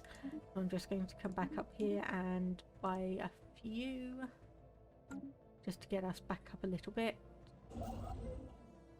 And we can come here. Yeah, so we need 90 alloys. And oh my goodness, look at all that. Look at all that. And I'm so glad there's actually not a path between there, because that would have been horrendous to try and take care of. So you're just trying to keep talking to them. Okay, so the shipyard there has been built. That is good to see. We want, obviously, a shipyard up here. And are those... Okay, and then Doria, we are probably going to have to heavily reinforce, because I can imagine that gateway is going to cause all sorts of mischief.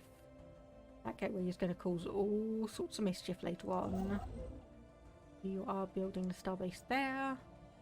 And actually, while we are waiting for all of those resources to come back, I will actually go and build all of these mining and research stations that I have been severely neglecting, and the same with this one, because we have got an abundance, relatively speaking, an abundance of minerals, and we'll also build ourselves an observation post over these two space flight civilizations. They're over here. That Trappist system hurts though. What have we here? That Trappist system just absolutely hurts. With the fact that we cannot get it. That just oh. A science ship over here. We grow ever stronger. So this is probably the space amoeba. Research complete. There's our planetary and starbase FTL inhibitors. So even though we are doing our best to use choke points, we can now actually expand forwards, and unless enemies take control of a starbase or the planet, if there is a planet that we have occupied in the system, they can only exit the same way they came in. So what do we want here? Deflectors, that is, yes, just another level of shielding. And do we not have that second fleet being built up? Apparently it should be around somewhere, but nope, apparently not. Well, we need a new military leader for the moment, and our choices are cautious, cautious, or cautious. So I'll just go with the youngest one, age 35. We are venerable, so we do get plus 80 to our leader lifespan, is always going to be good. We have more than enough influence and just about enough alloys to do that. So yes, again, this is one where I kind of cheat and go with what is objectively the better option. So we could go for easy prey, which gives us plus 33% damage to crystalline entities and 500 minerals for every fleet defeated. Or we could do fascinating creatures, which gives us crystalline study, which gives us a little bit of technology. So we'll start that one up. How are we doing on this one? We are doing fine. Someone is rivaling us, which is you down here. So we will rival you right back, and that gives us plus 0.5. Oh, okay, so they are...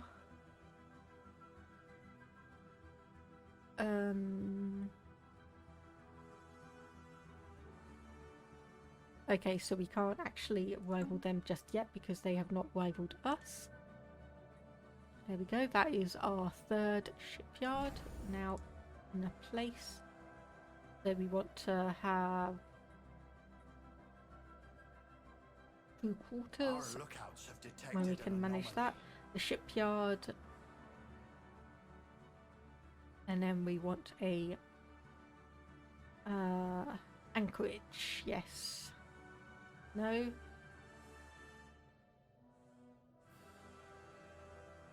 Gosh, what was it that I actually wanted? I cannot remember at the moment.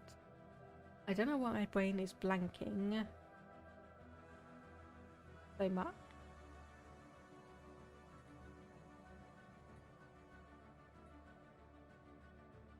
So no. Okay, a shipyard obviously builds us the ship. We want... because, right, we don't have the building yet that I want. What I want is the, once again, I cannot remember the name. Basically the one that means every single ship that gets built from that station has plus 100 experience from the get-go. First contact.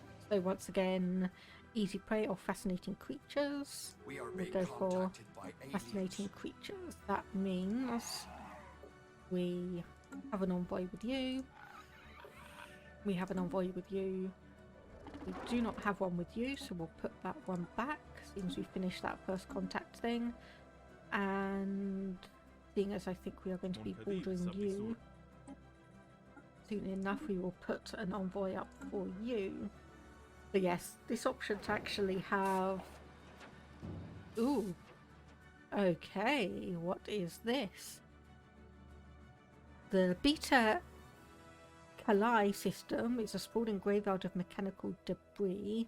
An incredible construct stirs in the heart of this graveyard. It appears to be a gigantic machine. The IIS Southern Hope reports that this scavenging robot sifts through the debris fields with a fixed purpose. It is clear a battle of astronomical proportions once took place here, though whether the scavenger is its sole survivor or a scrap hunter for some distant nation remains unknown. We should exercise caution as the construct bears heavy artillery from dozens of warships. So this is right here. So I don't think I have seen this one before. Look at that. That is certainly an interesting sight to behold.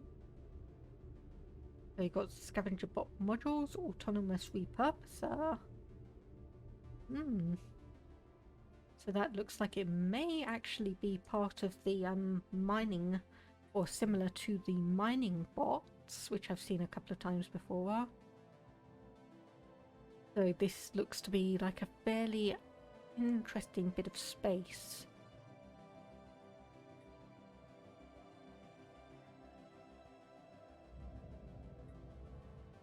Oh, and we have found a Leviathan. Or is that actually what we've just encountered here? It may be actually what we've just encountered here.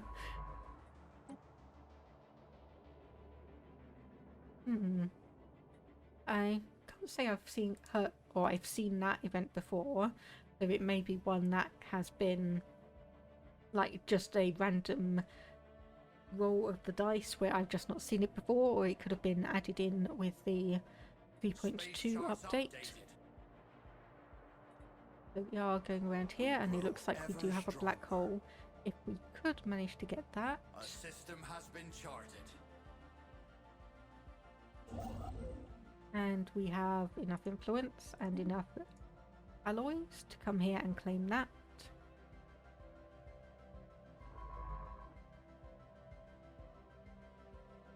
So this could be very annoying if we actually come up here and we have another border against the Inari.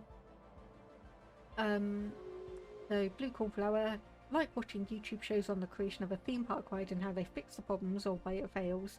Yeah, I can imagine that is an interesting... There we go, the Birdia, or Empire of Birdia, has rivaled us once again. And we actually are now equivalent in terms of our military strength. Unexpected because I hate going to theme parks.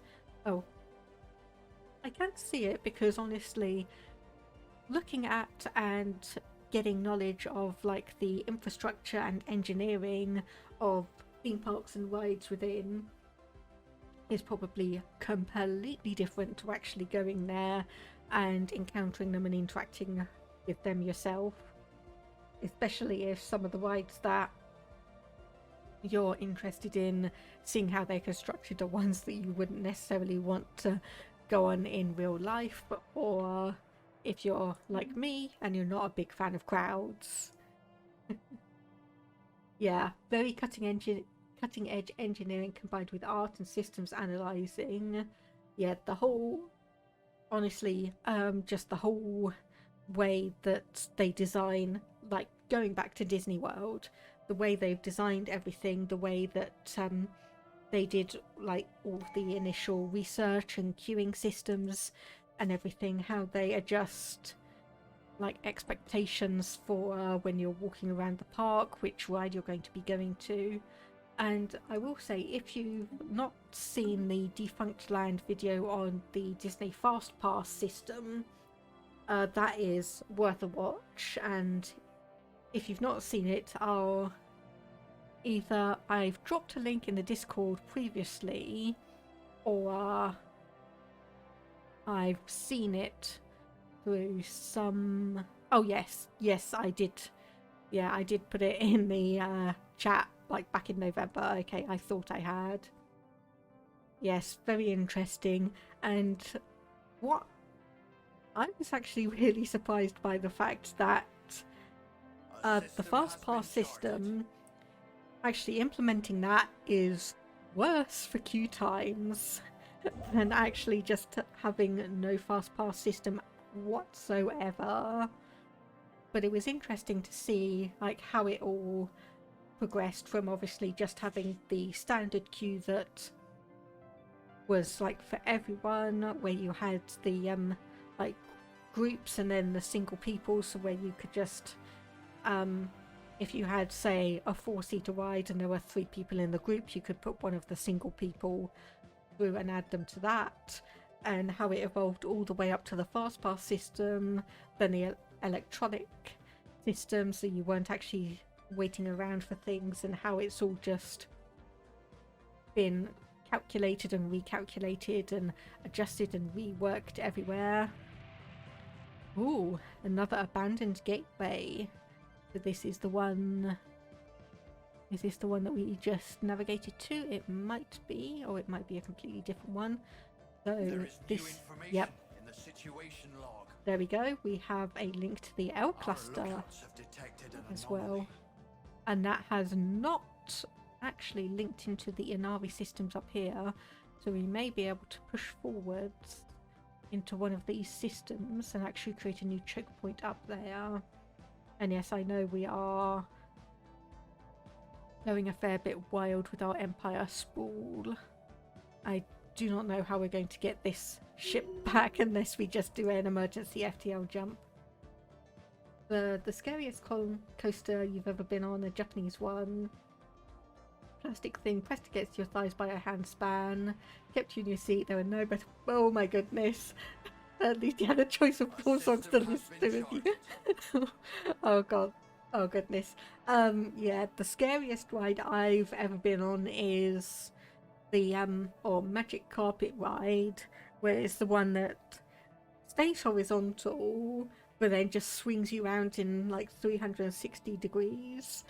And the problem was, it's like this was when I was like a young teenager. I was over the height restriction, but because I was so skinny, the bar didn't actually secure me in place.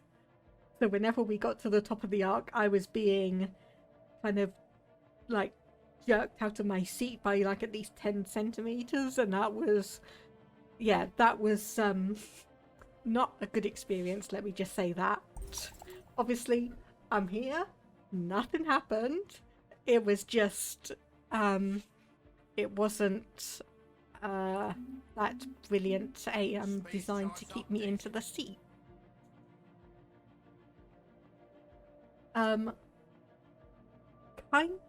So I started slipping out those straights kind of because all it was just like a metal bar that went across your stomach, but like it was just one bar for like I think 4 people. So obviously if you had people of different weights and body sizes, then it kind of only pushed back a certain amount, so there was a bit of a gap between my body and the seat. But yeah, it was slightly dangerous. Oh, you've seen a video of that where a reverse bungee jump had a fat boy almost slip fully out of his restraint. Yeah. Yeah, it's kind of one of those situations indeed. It seems to, well, but it's pretty much most likely that all of the safety rigging and features are designed for people of specific sizes and body weights. And if you're either side of that, then there's, you know, problems. Our lookouts have detected an anomaly. And we have finally found an ocean world. And it is right here on the corner of this little section behind Inari space. Good job, game. I mean, I did specifically put like no guaranteed habitable worlds in the generation thing. Also saw a video where a reverse bungee jump caused a woman to have a happy ending. Yeah, I think that's all you need to say about that one. Who is rivaling us? The human star core. And that is you, so yep, let's just make you a rival as well. It's slightly annoying that we have the human star core and the human diaspora just so close together. Anyway, prosperous unification here. And you still have an unknown origin because we are still gathering information on you. And I admit, so zooming out, this is one of the things that I really, really liked about the introduction of the Nemesis DLC. So we're like almost 23 years into the game. Normally, by now, I would have been able to kind of talk to this one is like, oh, let's share communications information. So they'll tell me like which empires they know about around here. I'll tell them which empires I know about around here. And like, I think it's by about like 10 or 15 years in, I would know everyone that lives in the galaxy. Whereas here, we are still quite unknown. Like, we obviously know the human star core is here, and we know that they've kind of got a bit of territory here, a bit of territory here. The human diaspora we know are here. Where else are they? Don't know. We are seeing a border up here, but that could just be the galactic center. We know the Inaris are kind of up here, and the Opals are down here. Where is everyone else? I don't know, because that is 1, 2, 3, 4, That is half of the empires that the game generated in, not including the 2 fallen empires and ourselves. Where are the others? Who knows? We just have to fight a war, or not necessarily fight a war, but we are going to be fighting a war. System has been charted. But we are just going to be battling in our own little corner of space, which honestly reminds me of like some of the local and small scale aspects of Crusader Kings, like whether Crusader Kings 1, 2 or 3. I have had situations where System has been charted. I've been like just a tiny little count or duke in an area, and I've been battling against all of the people, all of my neighbours and everything, and then I zoom out to see the world We map grow ever and stronger. Research like, complete. say like England's fractured, it's owned a quarter by France, a quarter by Norway, a quarter by Scotland, and a quarter by Spain, and I just look at that and I go, what's happened here? Because it gives life in my mind to the other sections, that those things can just happen. So now this is an interesting one. Additional city district housing, synthetic crystal plants, starhold or autocannon. Well, we're militaristic, so we are going to go for the starhold. So it's going to take us 71 months. And probably what is going to be a good idea is building another admin office and hopefully bumping a few people into that job, because we do need to get our empire sprawl just a little bit further under control. So we want to come up to here, to tram hold on, and we can build a start base. Okay, we do have enough influence and alloys to do that. And speaking of, there is our other fleet finally, and let's see, so you are assigned to this station down here, so we want to assign you up to Cranfred, assign that there and get you moving. And we have 48 fleet capacity, so let's go along, and so 20 and 20, and then I will just let the others kind of filter in, so we can currently afford to reinforce 1. So back to the market we go, buy enough alloys until the price for each of them is over 5.5 energy. That unfortunately hasn't really given us as many as I thought. And yep, ocean world habitability 85%. Strong magnetic field, but also high gravity. That is frustrating, because there are really not any other worlds that we can do. But before, okay, human diaspora has also rivaled us. But yeah, we can only have 3 rivalries going on at the same time, so unfortunately we can't rival them back for a tiny bit of extra bonus in fluid.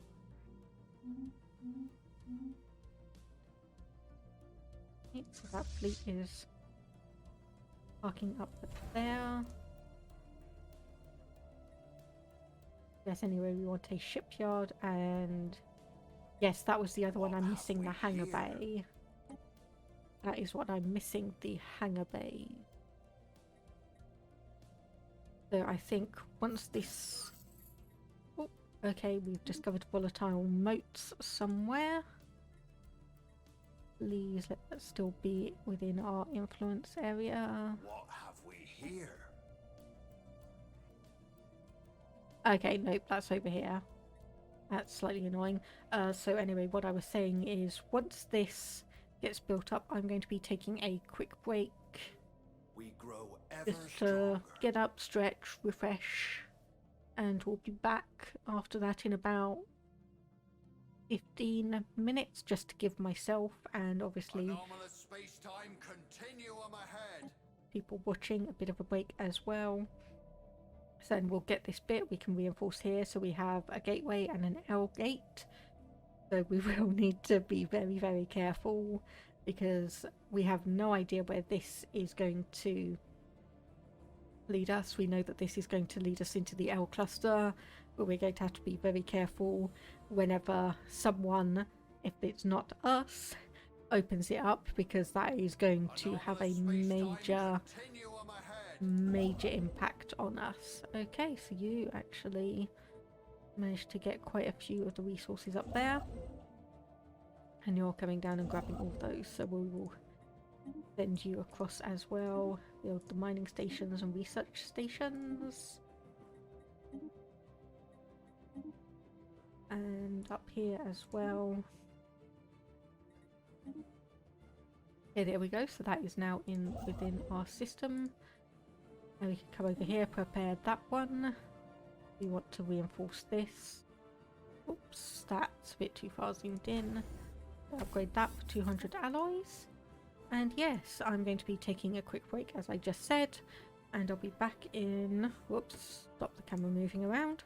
And I'll be back in about 15 minutes. Let me just get the mission set up.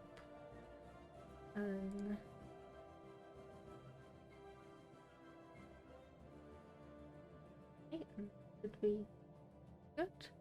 There we go. I'll see you in a bit.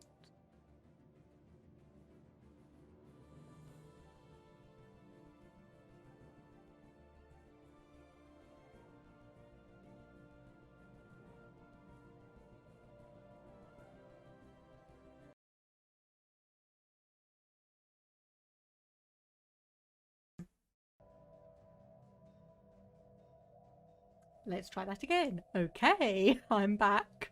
Yeah, so probably going to be going for about another hour on this. And yeah, I think the Saturday streams for me have been actually going a lot better than the Friday ones. So I think, fingers crossed, that this means I may have my schedule. Oh, okay, apparently the Empire of Berdia and human Starcore were at war. So the Empire of Berdia was humiliated, reducing their empire influence gain and pop happiness for 10 years, and the human Starcore gains 100 influence. Interesting. So we know that they have 2 planets, at least that we can see from the thing, and yep, so we do have enough information to tell us that. And honestly, everything else, they are equivalent to us in military force, which may actually be the reason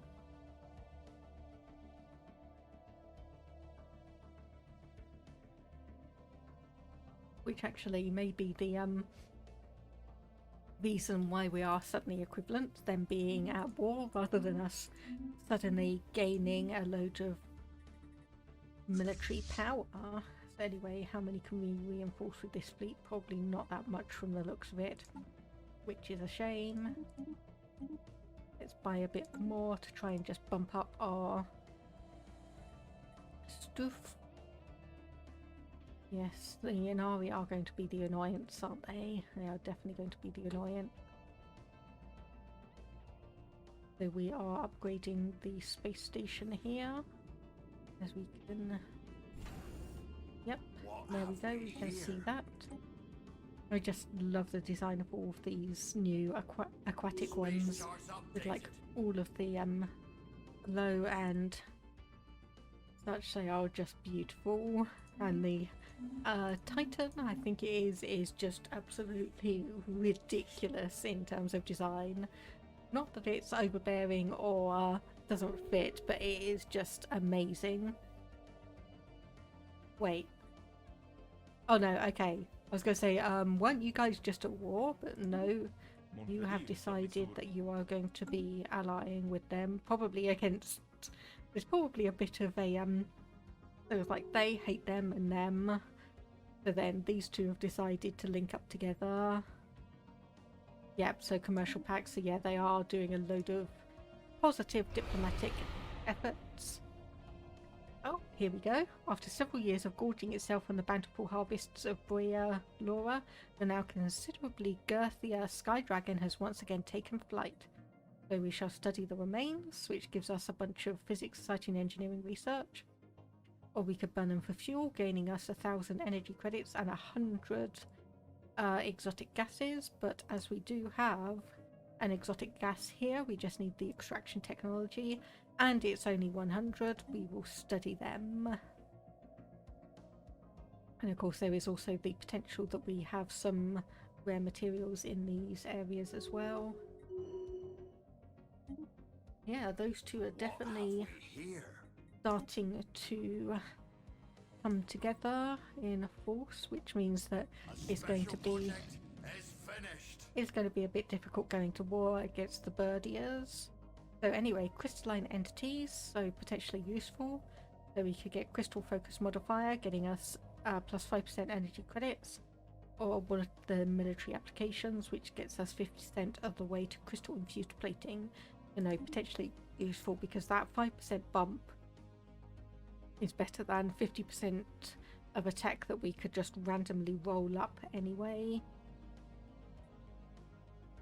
So I did send you to, yes, build an observation, not an observation post, a star base up there, and we are definitely going to have to come back through and start researching all of these anomalies. Reminds me, if we actually have a look at the leaders, do we have, okay, yep, we have an archaeologist we can recruit. We have someone who's got a bit of a bonus towards research. You're eager, so I'm just going to get you to clear out the queue. And anyone else looks to be of interest? Doesn't look like it. Another eager one. Nope, nope, nope. Okay, so I'm just going to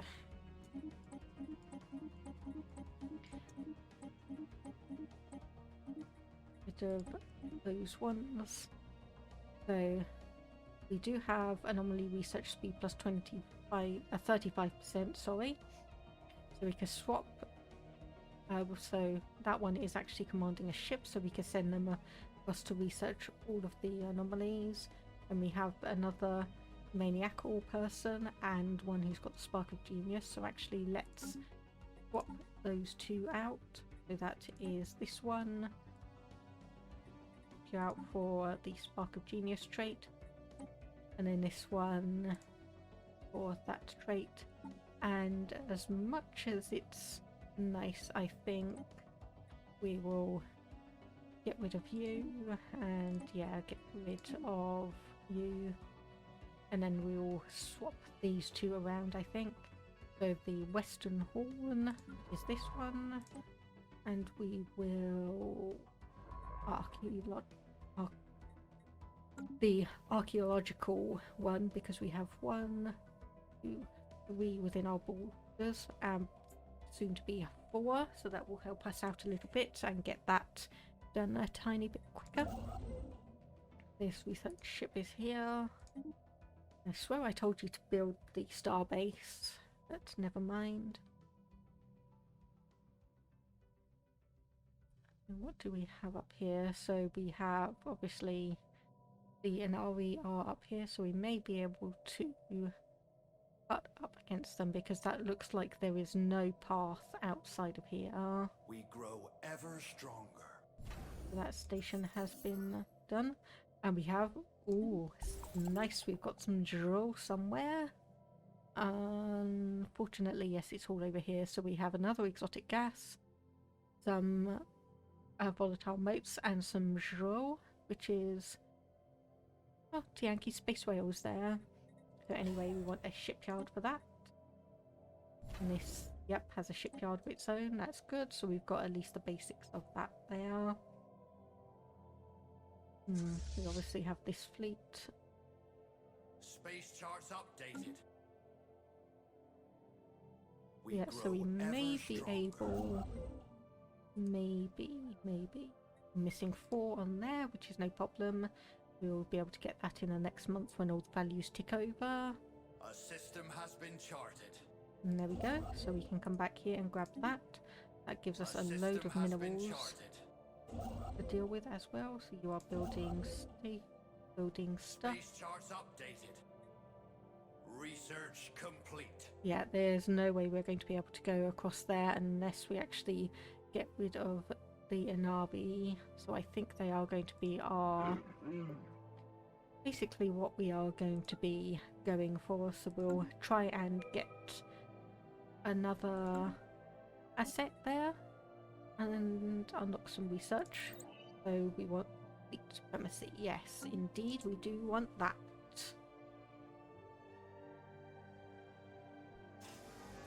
Oh dear. Oh no. Okay. That is going to be interesting. That is a fleet power of almost 33,000. Does not appear hostile, but its mere presence is causing massive subspace disturbances. Velour seeks and Velour finds. Yes, just get out of there. So the good news is anything that comes down here is gonna hit that roadblock, and seeing as that is some pretty powerful fleet power, that is going to be a bit of a blocker for a decent amount of time. Let me just say that.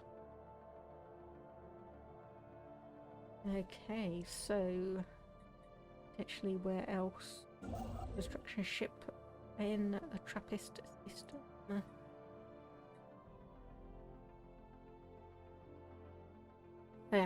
Yes, I do think I want to come down here and have a look at that. So binary sister or binary stars gives shield nullification.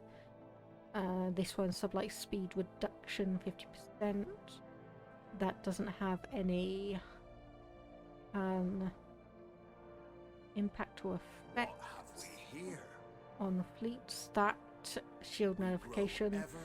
So if we are going to push through into Inari space, we're going to have to make sure that we actually reinforce with hull rather than shields, because otherwise we are just going to get absolutely crushed if we try and go in there with shielding, which obviously means as well we are going to have to manage our ship designer. And speaking of that, we probably want some more alloys once again. Going to be slow going, unfortunately. A system has been charted. We'll leave that be for now. Okay, so there is another checkpoint here where we have the Jrol. Nothing more, unfortunately. Discovered a new archaeological site. Okay, that is down here. Relic World. That could be interesting.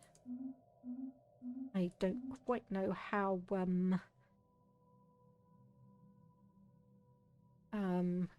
what's the word?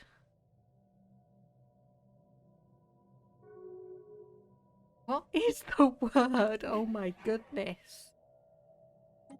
No, I swear you were already arrival. Apparently not.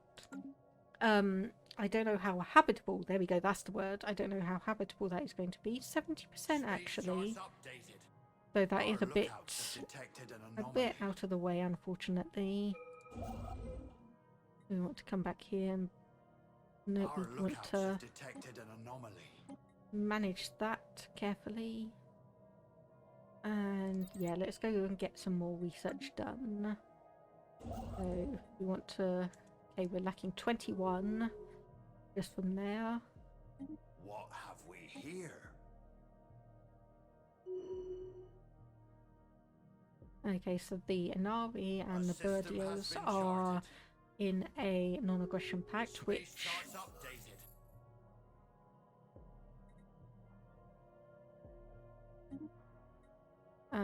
No, they just broke it off. Okay, I was going to say that could be an interesting thing for us if they decide to do or be a bit more diplomatic towards each other, because then we'll be a little bit hindered. No, let's try something less intrusive, so we can either go in and start poking around at the Great Dragon to investigate how its scales are built and developed and grown, or we could do something less intrusive. Let's do something a bit less intrusive. Let's go for... There we go. I was trying to find that one, so let's go for that. And this one here. Okay, yep, we can unlock destroyers finally. Go to the market. You have a tiny little bit of leeway there. Our Where is lookouts this? have detected an anomaly. Construction ships that's doing nothing is up here. So we can build mining stations while we just wait, and a research station there as well. Oh, and we have a 90% ocean world up there. Oh goodness, okay, we definitely want that then. Yes, we definitely want to Space get that charts one. updated. And also it being a planet as well means it's going to be potentially doubly difficult for the Inari to try and take that off of us. Yes, we want to kind of hurry in and grab it. Hopefully we're going to be able to manage that. Unfortunately, okay, we're not going to be able to get that. So we're going to need to fall back. So that was shield nullification 100% once again. Yeah, they're probably already, yep, they've already started building their starbase. So unfortunately, let's actually move back and we'll Our build up lookouts here. have detected an anomaly. So ISS tie into the Space charts skies. updated. That is you up here, okay. That is fine. We will just send you back here. Are you the one that... No, you're just eager. So when we get our planet built up here, we'll just have you assisting research when we build up some research stations. The Empire of Berdia has a Talon all the way in here. Oh my goodness, okay. Oh, okay. So your fleet is superior, apparently. Have we finished? Yes, we have. That is going to be slightly annoying. So I think once we've locked down these major areas, we are definitely going to have to reinforce all of our work. We grow ever stronger. Okay, that is another science ship that has finished because they don't have any other work to do. You are the one that is the archaeologist. So let's see, which ones do we have immediately in our systems? We have that one. So yes, congratulations. You are now going to be an archaeologist. Anomalous space-time continuum ahead. And actually, where is this one? Okay, that one is there. So what I'm going to do instead is I am going to swap you two around. Hopefully that has worked. Nope, that did not. So I want to put you there. And then we have this one. No, this one with all the anomalies. So we can see all of the ones that we've been kind of ignoring. So you are level 4, which is good. Because then we can just send you around to investigate basically everything. And there is a level 7 there and a level 5 there, I think. I can't... Yeah, the UI elements for those are a little bit too small. But however, we can start researching all of those items. And then we want to create a colony ship. So where is... There. Okay, so no, it doesn't need to be on the planet, but it does need to be... Okay, this is the closest one. There we go. So that should... Ever stronger. Fingers crossed. Unexpected find. Nanites. So we've got some interesting additional resources there. +1 L-Gate insight. There we go. Okay. So let's build some mining stations on that one. Anomalous space-time continuum ahead. And we want to also just quickly build this one up so we can make a shipyard on that. A system has been charted. And then we have another choke point there. What we had assumed to be an anomaly small gas giant is in fact not. So we thought to be a barren planet, but our scientist gains 200 experience.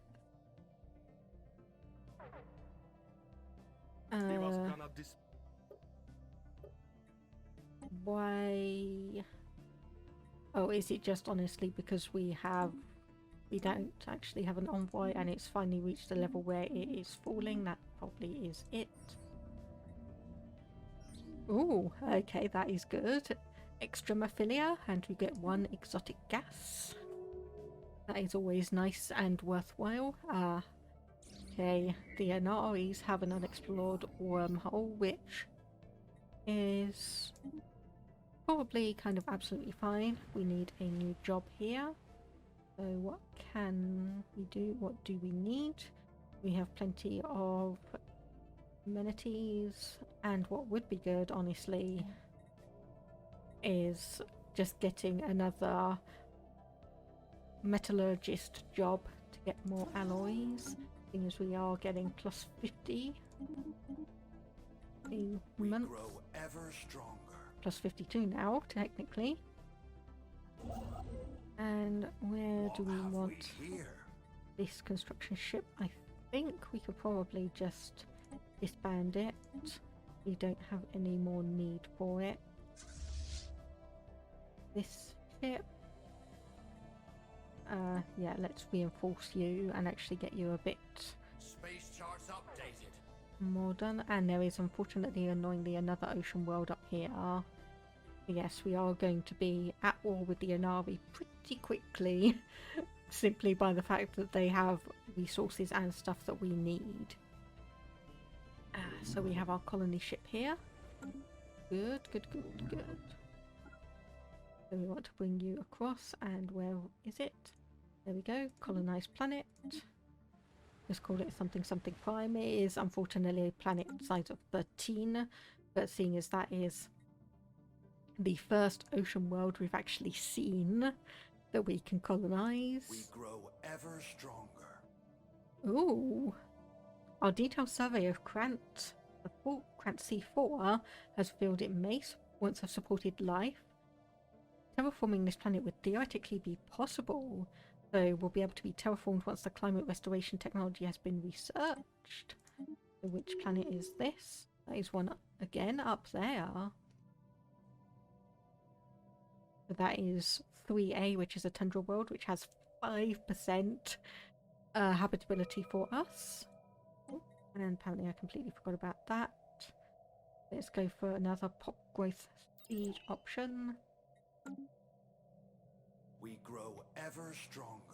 And even though we have the option to actually build some destroyers in a moment, I'm not going to do that, because apparently they are, well, from what I've read at last check, they were pretty gas extraction wells or engineering research. Engineering research once more. Okay, repair automated shipyard. Situations amended. So that is... Oh, is that not actually... Yes, it is. Okay. Do we need a construction ship? Right. I can never remember on that one because most of the time it is a science ship. Some other times it's a construction ship. Thankfully we do have a construction ship pretty nearby. Such as there. Or actually this one. So let's go here. Research projects in system. And we need new traditional. The Great Game. Damage versus star bases. Plus 20%. Now... which one? So enigmatic engineering, plus 2 encryption, nihilistic acquisition, interstellar domain grasp the void, 1 vision, imperial prerogative, executive figure, transcendent learning, shared destiny. So we can't do become the crisis just yet because we need to have selected 2 ascension perks. Hydrocentric, we need terrestrial sculpting. Also project requires us to have titans. Then we have either genetic engineering, turning ourselves into robots, or becoming psychic. We don't have any of the traits for that. World Shaper, climate restoration. Another one, 2 ascension perks. Defend with the Galaxy requires us to have 3. Eternal Vigilance would be nice. We need the Star Fortress technology. Voidborn, which we need orbital habitats, master builders, mega engineering, and 2 ascension perks. Galactic Wonders requires mega engineering and repaired or fully upgraded any mega structure. Arcology, anti-gravity engineering, and 2 others perks. Or xenocompatibility, must be xenophile, must have at least 1 xenopop, and gene tailoring. So I think we will park it for Eternal Vigilance and come back to that when we get the Star Fortress technology. Then once we've done that, our third one will be Become the Crisis. Yes, I know I've got one there. Oh, there we go. And we have an asset. An asset for the Inaris. Oh, you actually only have 1 planet. I thought so, because we can only see 1 here, and normally we have some knowledge if they have multiple ones, like down here. So they are equivalent, though that is a bit out of date apparently. So let's actually gather some information with an asset. So unfortunately their encryption is solid compared to our code breaking, and their code breaking is challenging relative to our encryption. So unfortunately they are quite a bit ahead of us in terms of that. Expertise military theory, which is fine. And they should be colonizing this planet. And that is an archaeological site pending. So this is the Pleasure Palace. So that gives us +1 minor artifacts, which is good. We're actually developing that after a couple of hours of just pushing through. A new colonial outpost. There we go. Establishing our second planet. So second special project in Limbo. So the signal originates from the remains of an antenna-like structure. A cavernous vault that, while easily pried open, was evidently the last safe house and refuge of some long-dead race of aliens. They never reached for the stars and perished to some planet-wide natural disaster. The vault is immense, housing thousands upon thousands of black boxes that the ISS Tyrant of the Skies has determined to be data storage devices. There is new information in the situation log. Let's have a look at that one. So we need a science ship, and we also need the dragon scanning one, and also space amoeba study. Anyway, let's see. That was okay. That one, so we can just come here and quickly just research projects in the system. And so we have 1 site ship there, 2, and yes, our architect as well. So I think actually what I'm going to do is, we don't have a path back, so we are going to have to do let's see. No, can't actually do that. So yes, unfortunately disband that and disband this, so we're just going to have to quickly basically rebuild them up here. So shipyard, and yeah, we just want 1 more spaceship just to get things back on track, and we can actually start research. So the vault is a tomb for hopeful immortals, so I've seen this before. So we can either let dead aliens lie, which gives us almost 1,300 engineering research, or we could say we don't have any means to resurrect them, so we can download the neural patterns for safekeeping. Now, I have never known if this leads to something where if you have enough technology you can actually revive them, so I'm just going to have a look.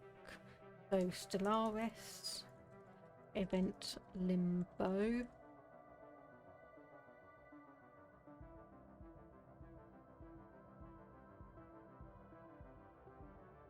Okay, yes, so right, I'm not going to read too much of it. So yes, if you do actually have an advancement in robotics, you could try and resurrect them. Okay, so yes, let's do that. Let's download their neural patterns for safekeeping. Research complete. Because I have honestly very little idea on which of the ascension paths that I'm going to be Project taking done. this. Not so Uh, special now, was it? And no, we've got 3 new ships. Let's have a look at them. So they have hyperdrive. So some interesting things, perhaps not potentially that amazing compared to what we could potentially have, but we will say, yeah, let's just merge these two together. If I can remember where the button is. There we go. So merge, so yeah, they're going to come all the way down here and join Bronze Suffet, whereas Celestite Suffet we probably could reinforce a little bit more. We buy a few more minerals, and potentially this one is going to be kind of patrolling, for lack of a better term, between these two. And then this one we want to upgrade because we are going to have a strong fleet station. Oh goodness. Okay, well we just got enough information on the Inari to actually see their entirety of their empire, which is admittedly barely anything. So they have obviously one planet here. They are arid preference, and there is that's a tomb world. So we are pretty much, or we are ocean, we are aquatic, and the Inari are arid preference, which pretty much means we are at two opposite ends of the spectrum. But I am really surprised they have not. Oh, actually they may be doing so because they've got a science ship here, construction ship here, so they may be trying to find. So we've got, yeah, Savannah World there, Savannah Continental, which is probably kind of here for both of us. So they could potentially come down here and try and grab this planet, or they might just be expanding up here, in which case we have absolutely no idea.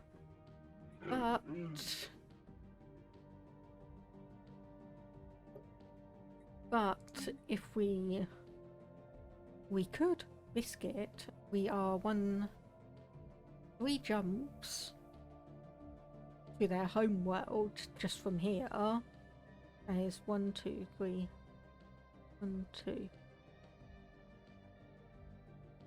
1, 2, 3. Okay, so we're 3 jumps here, 4 jumps here. So we could potentially rush them, take over their home planet, and because that is their only planet that they have, that could just be, boom, they're out of the game. And we could take over all of their territory that we know about. Like, we obviously know that they've got a station here.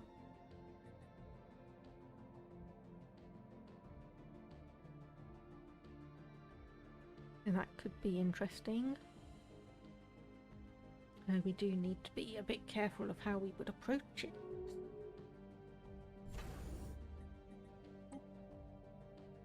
We grow ever stronger.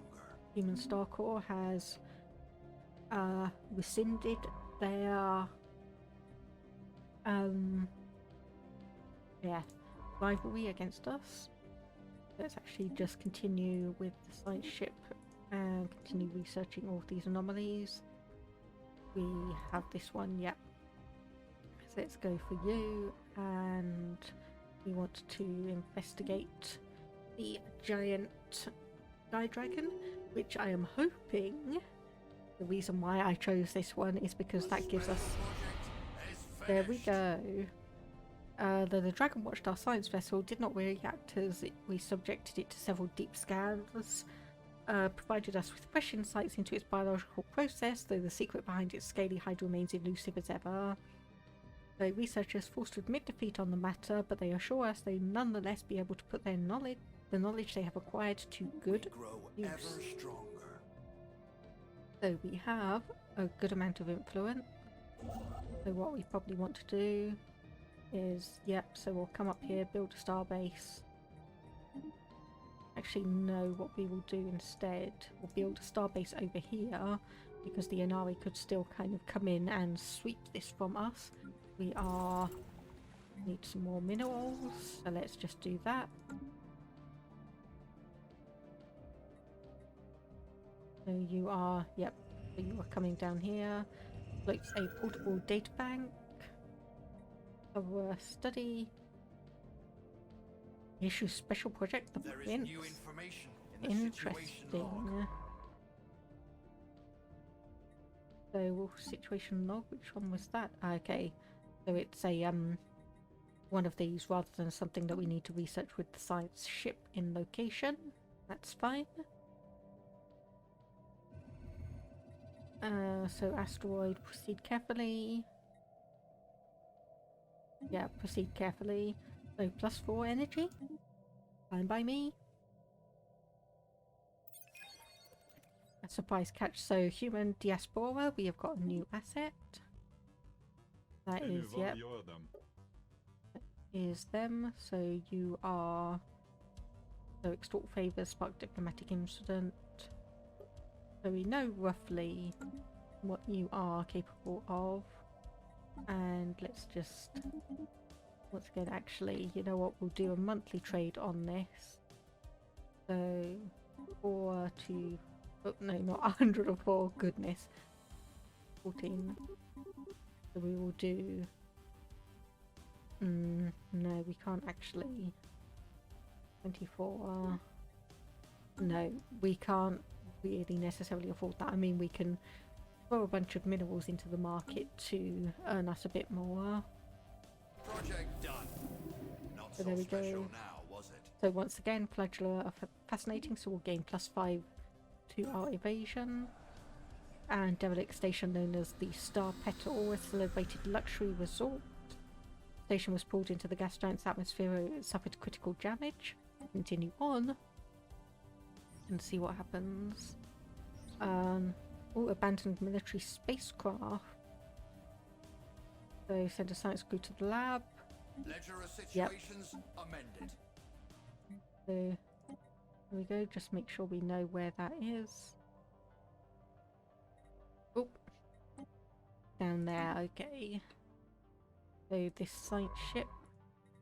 So, and no, not research anomalies, research projects.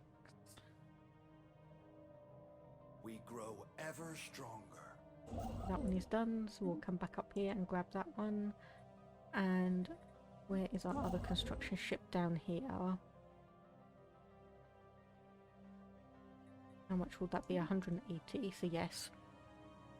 Let's just go there.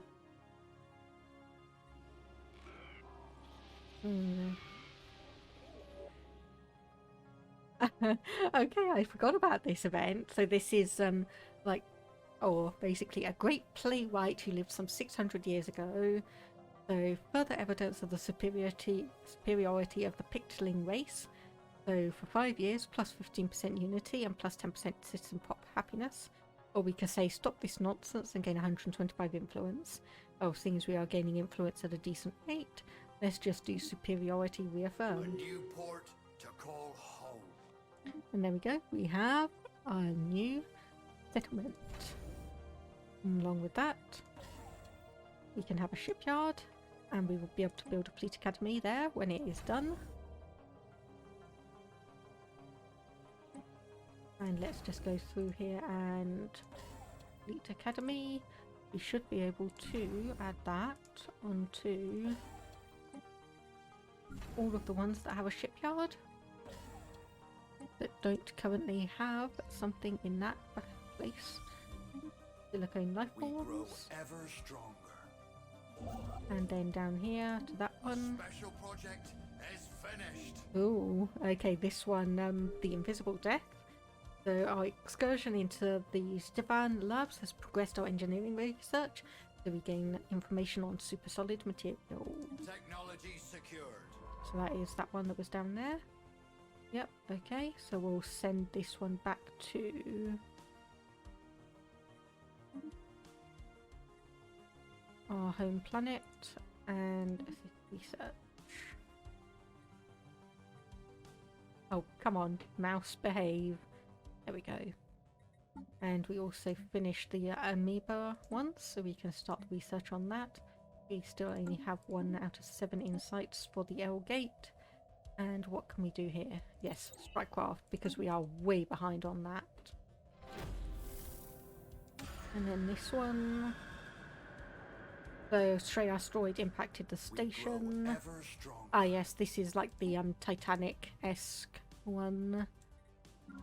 Right, ship. So you've finished researching those ones. We are level 5, so we could come down here and get you to research that one, which indeed we will do. We will get you to build all the stations. Onto that. Then we need to obviously fill in this one. We need to have a consider on how we're going to defeat those, because that is about 1,300, which is pretty much the size power of the fleet that we have here. So migration treaty, nothing much that concerns me. That is not building things I want it to build. And okay, so Birdia and Birdia, okay. Ooh, crystals, yes, yes, thank you very much. So claims. Now, one thing I am always a little bit annoyed about is that we can never seem to see what claims they have on our systems, or if there is a way, I have never been able to find it. So like claims here, we can see our options for claims, but unfortunately, like we hover over it for us and we can't see it. We click on it, it doesn't tell us anything. So we unfortunately have no real way of understanding. So your equivalent, a commercial pact, research agreement, and a defensive pact. So that is going to be a bit annoying if they do manage to get anything of ours. So we're lacking 297. So unfortunately it is, yeah. So we are losing a little bit of energy. So yep, some more rare crystals. A special project is finished. So the text title roughly translates to regional ruler, written in an ancient dialect of the Inari tongue. So let us divine its secrets, 40 influence, which is not good. We will return it to its proper owners. Or the prosest pedestrian, their ID is weak, hail them, because we are xenophobic. Found the only surviving copy of this. Will you return it to us? So no, in fact we think it's bad. Okay, so there's no option to just say... So there's no option to say is like, yes, we will give it to you, but they are claiming the Framfred system.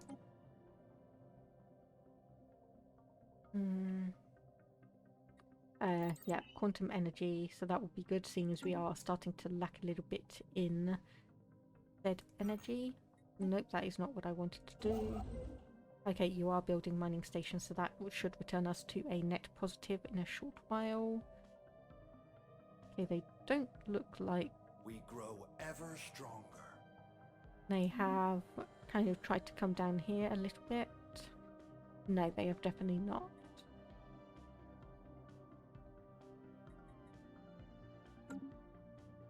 Research complete. Okay, pop growth speed, so what else do we want? Terraforming gases. Yes, unlocks feature terraforming, so that was... I think... Gosh, I cannot remember where that planet was that we could terraform. But that is obviously an option for us, so we will go for it. And let's just see. So upgrade.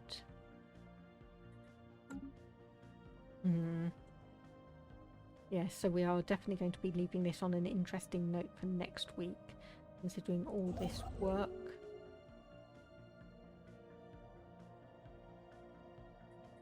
Okay, yep.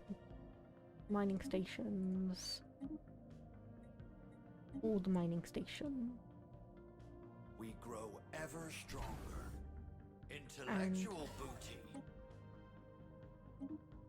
Okay, there we go. Basic strike craft. And yeah, we'll go straight for improved strike craft and get that done. Okay, one of our construction ships is not doing anything. War has been declared against us. There we go, I was waiting for that. Okay, so archaeological site. We have gained 4,000 energy from that. Strange artifacts and jewelry. The heaven of heart of the pulsar. So anyway, they are down here. And we obviously have enough influence to gain a new option. So domination. That is more like planet domination of the planet. Expansion, colony development speed. Don't really want that. Adaptability, diplomacy, prosperity.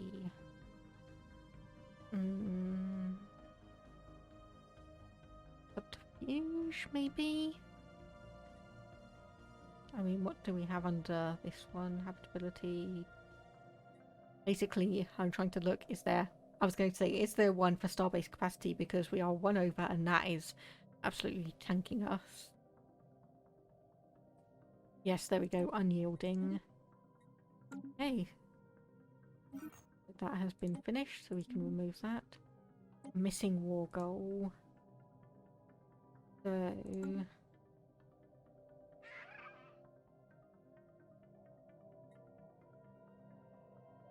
So they have come and attacked us. So does that mean the human diaspora will also come in? I'm not sure. Do we want to claim anything of theirs? No, because we do not have a good choke point. So I think we will honestly just do humiliate. We do not have any subjugation claim. Subjugation, casus belli, and we do not have any claims. Ah yes, okay, they have been invited into war. So unfortunately we want to try and settle the status quo, which means that we will need an army. So if I come back over to here and develop ourselves an army, so I want to recruit. Okay, so that is just going to be 45 each. Can I see how many defensive things? So you've got a military power of 1.9k in the station and an army strength of 246. But your planet itself is 104 defense.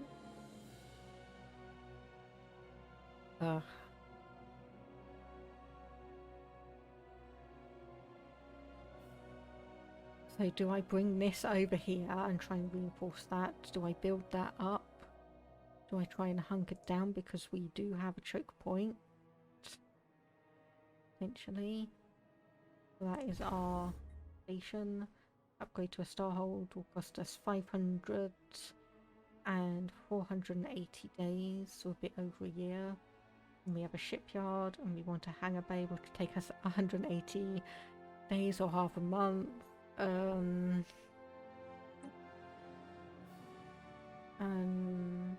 I think actually, so yeah, the human diaspora need to come through the human star core, which they have rivaled them, so that means automatic closed borders. And I don't think they have any other way of getting to us. No, because there is no connection between these two, so there is no option for them to get to us. So we might be okay if we honestly just hunker down here. Hope against hopes the Yanavi do not get the idea of declaring war on us, or the Opars. So they haven't claimed anything of ours. They are equivalent. So if the Inari decide to declare war against us, that's going to be a pain, because there are 2 routes into our system and we only have fleets covering 1 option. But if that happens, we could always try and rush their home planet, because we do have a planet here that could potentially... Oh goodness. Okay, so we want to recruit. Okay, so these will do 45 damage each. So we'll do 4 of those. Let's have a look at your home planet. No, we cannot see it, unfortunately. Okay. And this is obviously not their home planet, but we do have sight on it. So we want to come over here and probably do 4 armies for that as well. Then we want to come in here and we will want to upgrade this. Upgrade the fleet. And then is this better to have... spend a year and a half upgrading the shipyard, so we only are lacking 61, or are we better off getting a hangar bay? We are probably better getting off a hangar bay first. So that has increased our fleet has been refitted. Fleet to 1.4k there, okay. And oh my goodness, okay, we only have 25. Our offensive armies are only 25 each. So we are going to need a lot more. 1, 2, 3, 4. 1, 2, 3, 4. And you also need some work, because we don't actually have anything. Do we do a stronghold? Yes, because we need this one locked down tight against invasions. So the Inari ended their rivalry with the human diaspora. Hopefully that's not going to mean anything for us. Thankfully we are now below our starbase capacity, but we are still above our empire sprawl, which only has a single-digit percentage effect against us. Where are you going? You are... Technology secured. They're potentially coming in here, but there are alien vessels, so I don't know how much that is going to help them. Okay, what do we have? We have UV lasers. Yes, let's go for that. 21 months. That is still going to take us quite a bit of time. Other of our construction fleets are just basically around and doing nothing, which is not what we want to see. So we have a construction ship there. You are... Okay, you are building all of the mining stations and whatnot. We want you to come over here, and we probably want...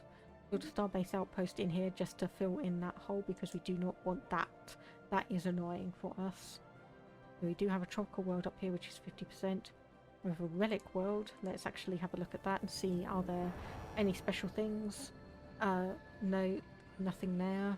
So we do have obviously all of these, which we would need. Actually, from the looks of it,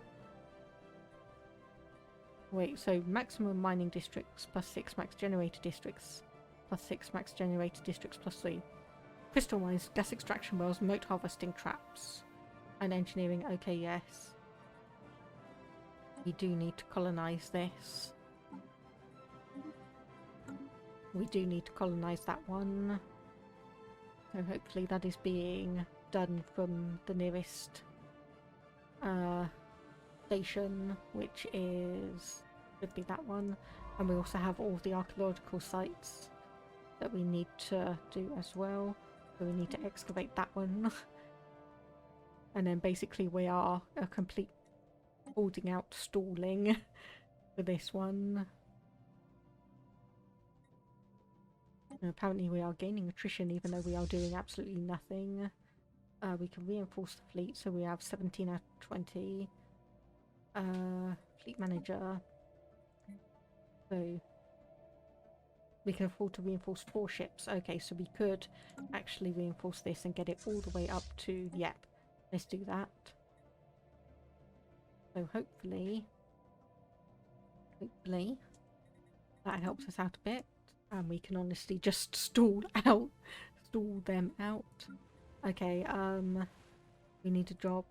or we have a lack of a job here. We can't do anything. We have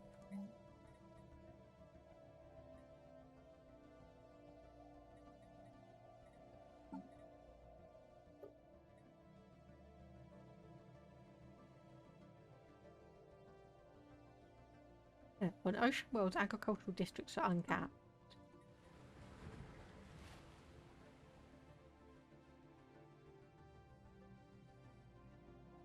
Yeah, I don't quite know why that is saying. Maybe I'm just reading it wrong, but anyway. um, um, um.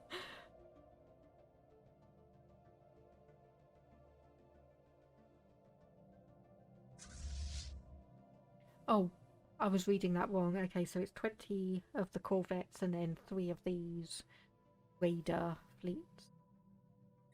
Anyway, that gives us 1.6k military power. Okay, they've been upgrading that and really reinforcing it because it's got 3.6k. Oh dear. And our station here is 1.3. Okay, so they've really been reinforcing that. So this is honestly just going to be a stalemate. And we have 2 lacking 242, and we are losing energy once again.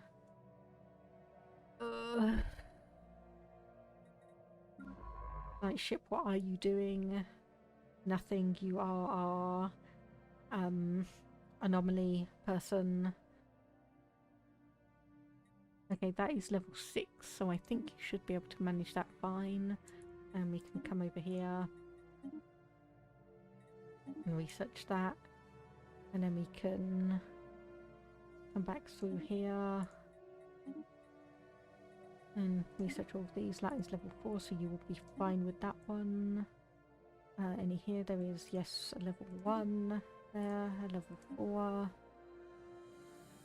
a level 2, a level 5. By the time we get down to these ones, we should be more than okay to research all of those. That is all of them done. Oh. Okay, so the Inari have tried, or they have come across here, but they are not going for that that savannah world that I know is there. So why is that? I have no idea. Maybe they've just not surveyed it.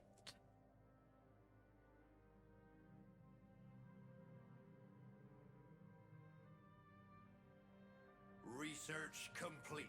I was going to say, we did send that colony ship, yep. So that is... Okay,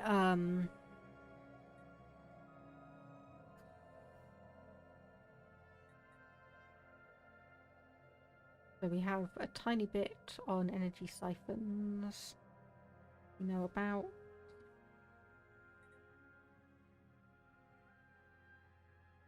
Yeah, I think we'll go for naval capacity and just bump that up again.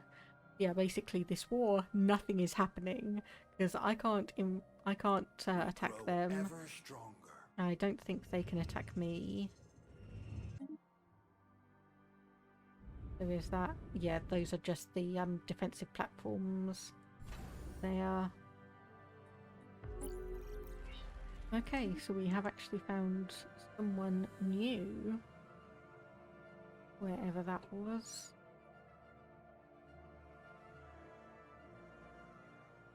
Yeah, seriously, wherever that was. For the Amiga. Oh, okay, there. And... yeah, let's remove you from there and have a look at who that is. It's probably not going to be anyone of major significance, I don't think. This war is ridiculous.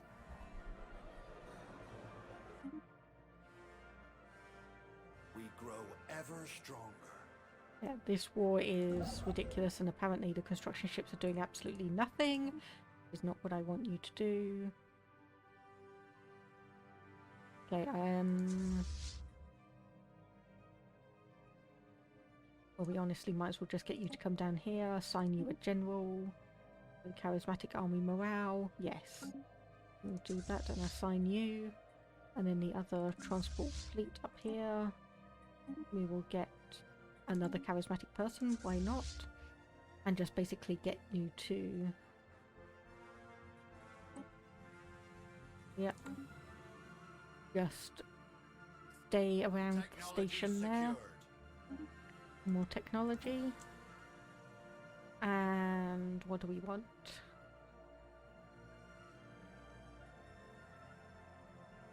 Yeah, let's go for the fusion reactor and get a bit of power in. And We grow ever stronger. okay, so we need a bit of housing. So yep, let's just build that, which will be absolutely fine. Bit more engineering research. A new colony is underway.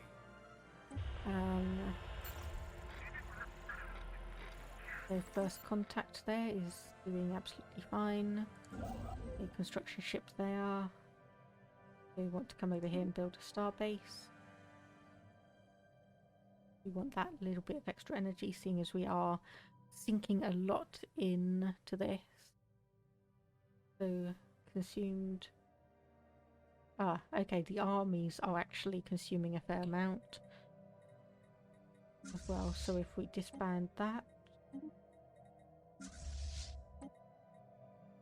and disband that, and let's just wait for it to tick over. Okay, yep, we are back in the positive. So that was what was affecting us.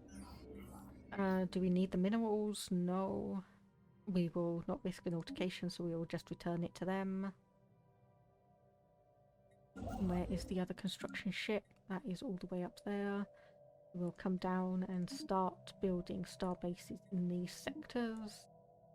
Especially seeing as we have influence that we can actually, or we need to get rid of. So we have one favour to use on the Opar. Okay. Improve strikecraft, we have got that one. Crystal mines to exploit that resource, or plasteel armour. Let's go for the plasteel armour. Okay, archaeological dig. So, ruined world. At one time this city planet must have been home to billions. That should be this one. Gain 2,000 energy credits and +3 to a random planet. That is that one there, which is an arid world. First contact on screen. See the new Mystic Order. Okay, so that is the Caravaneers. Okay, so that has been done. And we want our envoy to come back in here and just make sure that we have knowledge of that. Yeah, we are basically doing nothing in this war, and we are still just about winning. Let's have a look here. 4.6. Okay, they are building that up at quite a major pace, but we will do the same for that. Yes, this is being a bit ridiculous. So we will keep an eye on this.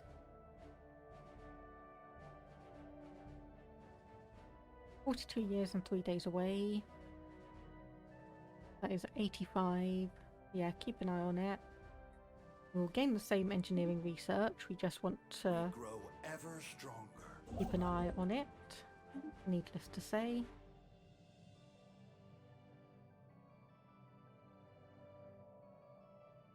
What is this planet here? Tropical at 50%, which is not great. We grow ever stronger. We want you to build a starbase outpost up here.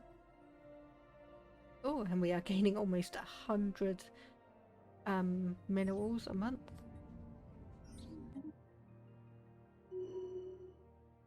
Research complete. So there we go. Fusion reactor has been unlocked. And yes, hyperdrive 2. We'll do that one. Oh, okay, so someone else is contacting us. So keep to yourselves. So where are they? The Caravaneers are there. We grow ever stronger. Oh, all the way up here. Wow. Intellectual booty. Okay, that is quite a ways away for us to know you. And more research, naval capacity.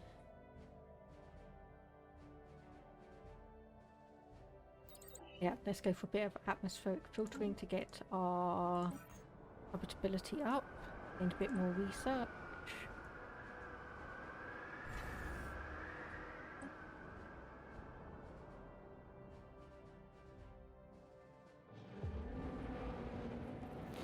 Toy factory complex.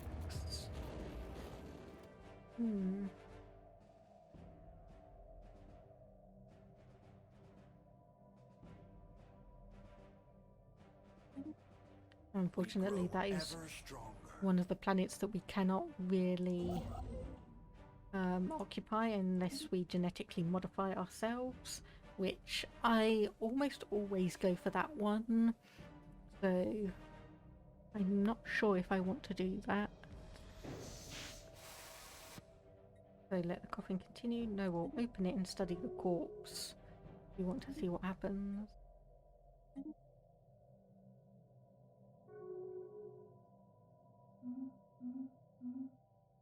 A new colony has been founded. And there we go, new colony. And let's just see, we can remove basically everything. So let's just do all of that. And we have dense ruins, so -6 districts. So unfortunately that is going to impede our progress and building capabilities on that, but in terms of just general output is going to be a lot better for us. Another couple of starbase outposts, and once we've done this we are probably going to have to start really pushing through. You still only have one planet. Not my fault, you only still have one planet. That has been built. And we can come over here and we want missile battery and gun battery. And we have the minerals for it. We have a fleet academy. So we probably want disruption field generator. So what is here is just a red giant. Targeting uplink computer would be interesting. Yeah, I think we'll probably wait for a targeting uplink computer, buy a few more minerals and get that in. So there we go, target uplink computer. And then we'll have to wait for the other bits, but those are probably the more important ones, at least for now. Intellectual booty. And plasteel armor.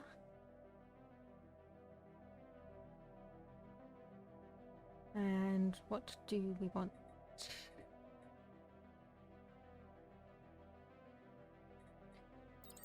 Yeah, let's do the army, or the powered exoskeletons rather. Wait here for a month because that middle one is almost done. So primordial soup, that gives us a bit more research. Yeah, gene modification. Let's go defense army. What are we lacking here? Okay, we have 2 jobs. Or we need 2 jobs, so we need food and energy. And also amenities. Yep, so that has popped up to 95% habitability now, which is nice to see. And this one has popped up to 75%. We grow ever stronger. Okay, so that is almost all of the sections around us that we can grab. So let's start building up some mining stations once more. And we have these 2 which we will need to add to. A stranded scientist.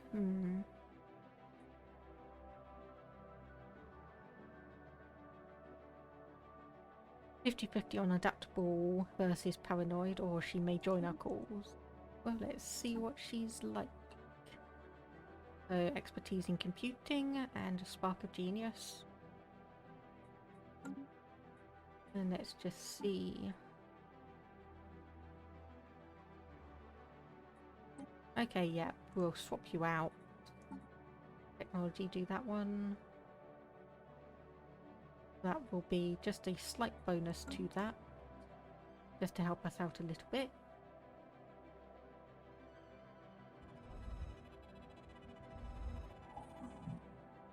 Oh, yep, our research into technologies is furthered. Technology secured. Oh, okay. So that just basically got us two random things. Defense grid supercomputer. Oh my goodness. Okay, that was a good gamble. That was a brilliant gamble.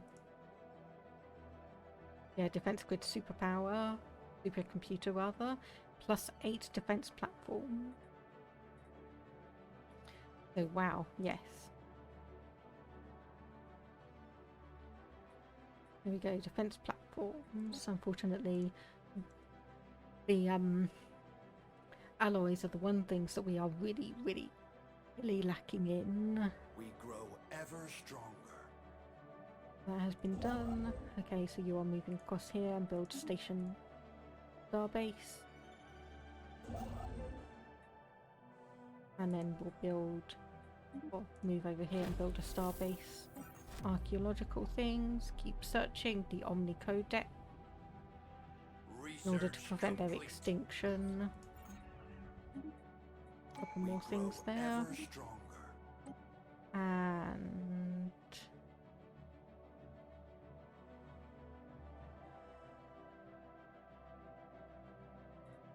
yeah, let's go for Corvette hull points. We have another tradition available. Star bases.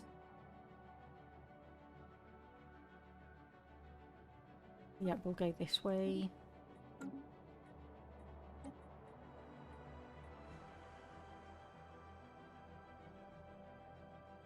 So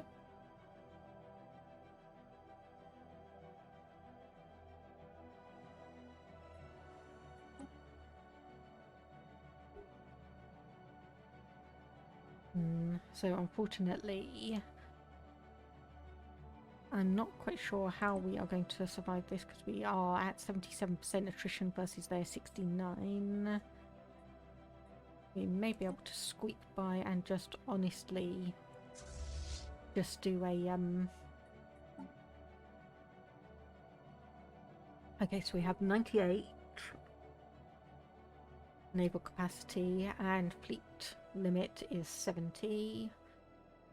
So we could do another 33 on that. Cannot afford to reinforce the fleet. We only have 1000 energy. So I think honestly now is probably the time to actually start doing all of these trades. So let's just have a look at minerals. So we want to say sell 30 and we want to obviously sell it for a minimum of 1 a month. Oh no, okay, that's not going to work actually. That was the buying option. Add trade of food, so we want to sell 15 a month on that. And then we can also sell some consumer goods, which we will put at a minimum of 1 per unit. We'll let that run for a month and see how it goes. Production ship is there, so mining stations, research.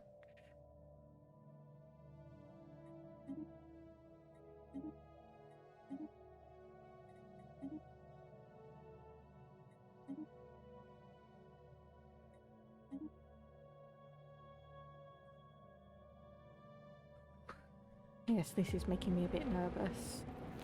So, odd factory on Rule Prime.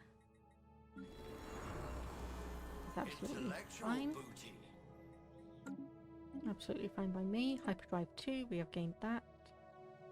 And advanced combat roles. Yep, we will go for that.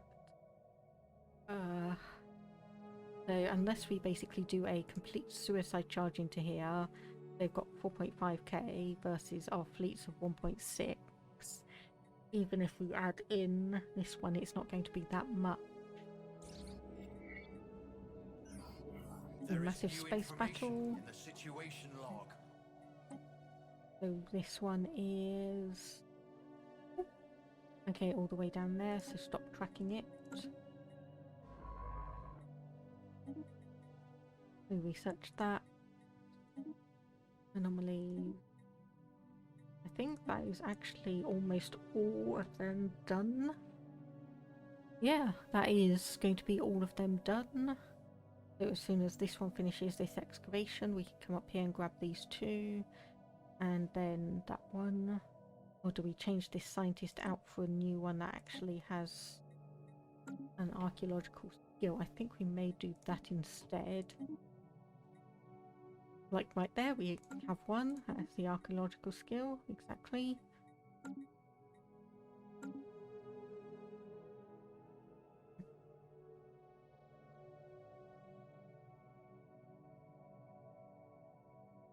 This is slightly annoying. We may actually lose some of our territory because we have a look at this. So surrender, we lose Brealora, and then we also lose this one. Oibrea, where our planet is, Talan, and it says one more. So we may end up being a bit isolated with this one, but if that's the case, then we could potentially, maybe, it's just I wish there was a way to see who had claimed, or which systems had been claimed. Let me actually just see down here. So help search. 22 sectors, diplomatic, opinion, air attitude, intel, empire, unions, trade routes, details is not the one I want. That is just the menu options. So yeah. Thankfully we did obviously get some territory up here, but that is going to splinter us. Aggravatingly. Oh, yes, what was I saying? Okay, so market, we could probably actually get a bit more in. So if we automatic trade, we want to buy those and we want to pay a maximum of 6. So yeah, that is going to be 15 is going to be way too much. So we could get 8 a month. A special Yep, project that's fine. is finished. Okay, so engineering, bunch of engineering research, that's nice. But yeah, so we're going to probably have to just honestly wait out this war, lose it, hopes that something can come of it.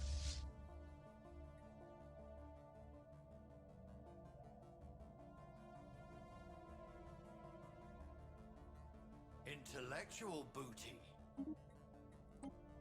Oh, we have done that. So admin cap. So that's the thing, they haven't actually been able to come through here and grab it. So settle status quo. They haven't been able to actually claim our planet, so I don't quite know what that means for us. Ooh, interesting.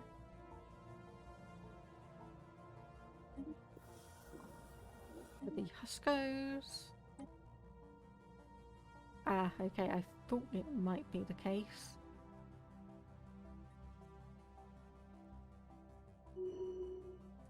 Yeah, we are 10% ahead in war exhaustion, unfortunately. We have gained a fair amount of technology. No problems from the odd factory, which once again is good to see. We can upgrade this, so we will do that.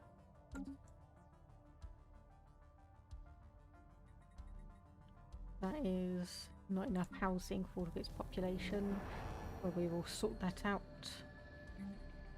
with a district. And well, we'll just have to see where this war takes us in terms of whether it's going to be win, lose, something more negative. We shouldn't have a game over, I don't think. But we can't guarantee that. Ever stronger. Intellectual booty. So that's a bit more stuff around there, a bit more research station, mining stations and the like. That is there. You are doing all of those ones, and we'll probably come back up and have you do that. So then we can have you... Actually, yeah, we'll get you to do that and that as well. And these ones are going to be a little bit left out because we won't be able to get to them. So 1% left. 100% war score. Construction templates. Oh, planetary build speed plus 50% and empire sprawl from districts minus 10%. As much as I want cruisers, yes, we are going to have to go for that. So unfortunately we have reached 100% war exhaustion. We would be forced to make peace 24 months after reaching this. So if we can hold out, they're at 90% war exhaustion. So maybe settle status quo.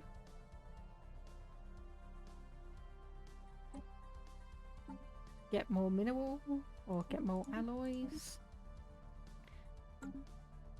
Reinforce our fleet a little bit. You know, actually build up our fleet strength and make it look like we're better. The admin cap plus 5%. And then what else do we probably want? Eesh.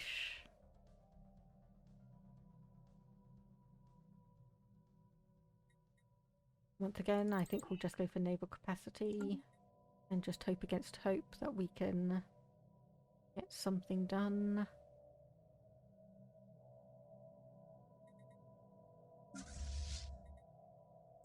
So we can reinforce that fleet as well, and hopefully that will bump up our perception as well. How many days do we have left? 413, so we've still got a bit over a year. Minus 8%. This is going to be tricky, isn't it? Okay, that is an archaeological site done. So, relic found the Omni Codex. Unique device contains the genetic sequence of every race that the Omni were able to sample. They have no means of selecting which of the many sampled races would be created in any given activation of the device. Well, let's go and have a look at that. So we want society management and relics. Spawn pops from an extinct species on one of your planets. That is interesting. Summon the fleets. I was waiting for that. Well, that's 100%. But what we can do is, obviously we move this fleet. So you are now assigned to there. We'll come back through here. What is your fleet power is superior to us? And let's just have a look here, 3.7k. Yeah, I think unfortunately we are not going to do too well on this. We are not going to do too well.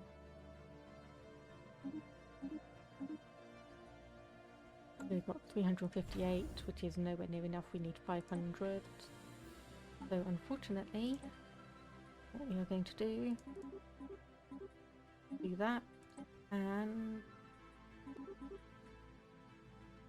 do that and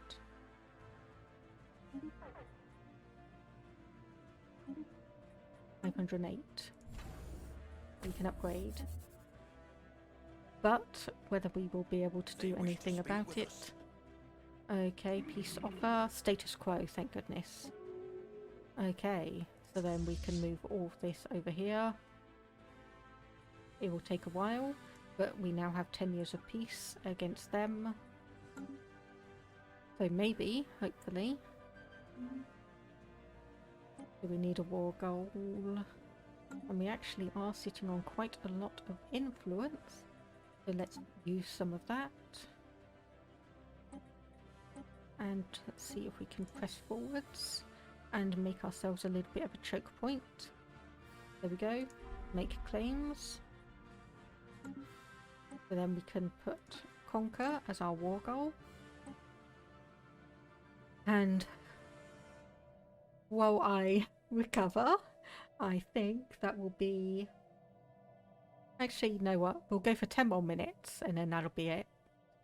So how are the Inari doing? They are still equivalent to us. And so 3.7k, so we have about 2.8 in our fleets at the moment, but we really need to reinforce it and just really go for everything. So we will increase this. So we'll just be selling 100. Just be selling 100. And go up to 8 on that. And then we can do that. I know that is going to absolutely probably tank us. Yeah, minus 45. Okay, so we need to come back down a bit. That's 40, so come down to 12. Let's just keep an eye on that. Okay, yep, so we are gaining 30 alloys a month. Which one of these do we probably want? Oh, not really any of them, I don't think. But we'll go for the research station. Increased output.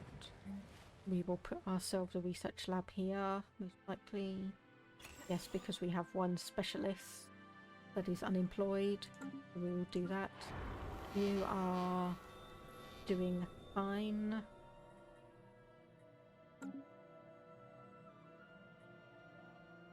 Yes, this is... Like, I am starting to shake. I am getting so nervous about this. I am not lying, I'm getting that nervous.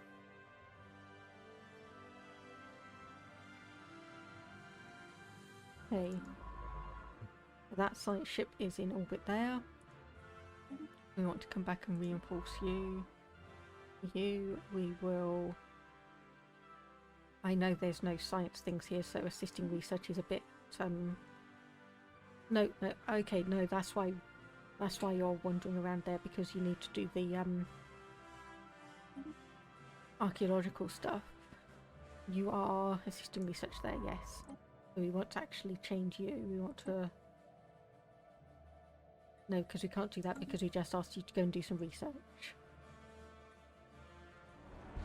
Do we want to pledge support for the creation of the galactic community? Yes, because even though we are xenophobic, we consider ourselves above everyone else, so we will join that. Then we have our 2,300 fleet here. So let's actually merge.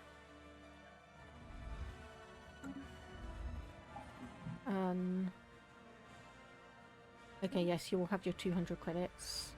That's a 50-50 gamble. Construction ship. I was going to say, didn't you need to do something? But no, we need you to come down here and get these extra bits that we found from all of the just little bits and pieces of research that we were doing. We'll come back up here and do that and grab that, and then we can grab this, and then we can get you to move there. Research complete.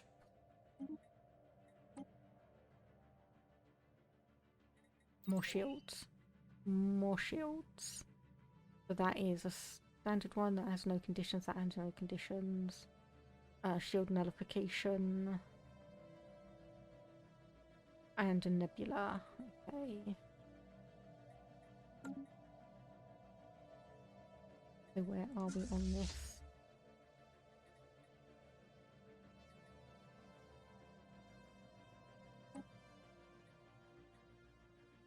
Engaging the enemy. Prepare the boarding parties. Okay. Oh my goodness. Okay, so you are coming through with ridiculous amount. Nope. Okay. What is the war goal here? What do you want? Surrender. Okay, so you would only want... So this is just for this one system, okay. It'd be annoying, but we do have options. If that is the case, we can create another station, system starport here.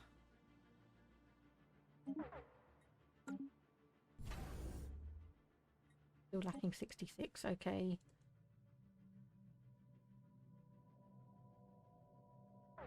$3,100 and a starbase of 1.5k.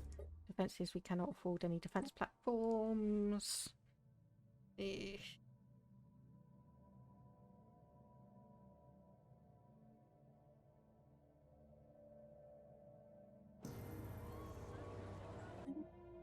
Okay, so the galactic community has been created, so this is now going to let us see who else is around.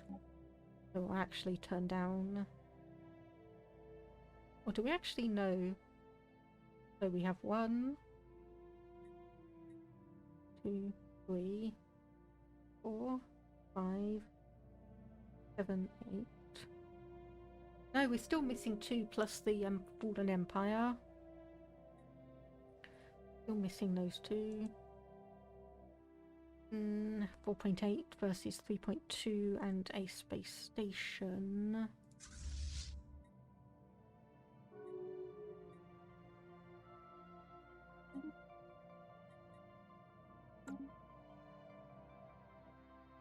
So I don't know how this is going to really work out.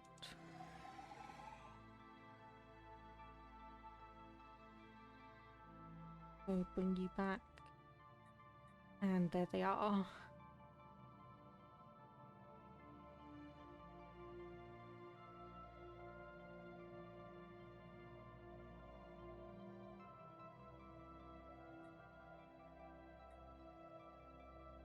I'm really not sure how well this is going to go. What we can do is upgrade this one. And then I can get you... build up 1 corvette. Just so we have a start of a second fleet.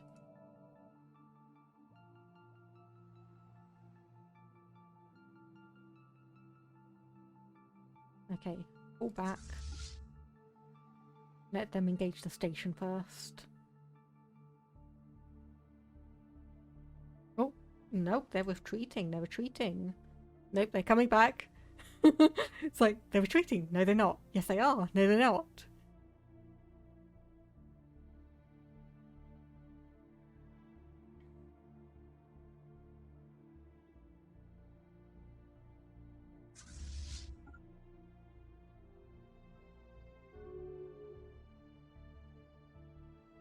A station is under attack.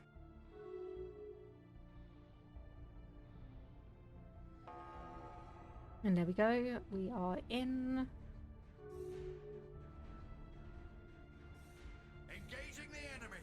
Nope. Prepare the boarding parties. Nope, nope, nope. Yes, I have no capacity to deal with pirates at the moment. And I mean literal pirates, not us. Base is under attack. Not us as in pirate-esque people, but you know what I mean. This is not going to be going too well.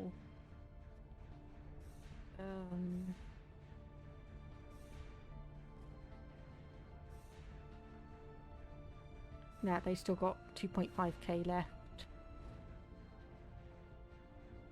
Yep, this is retreat. I'm actually going to legitimately pull them back. So when our... Let the day pass. Okay, I have no idea where they're going to turn up. So we may have to honestly just let that system fall.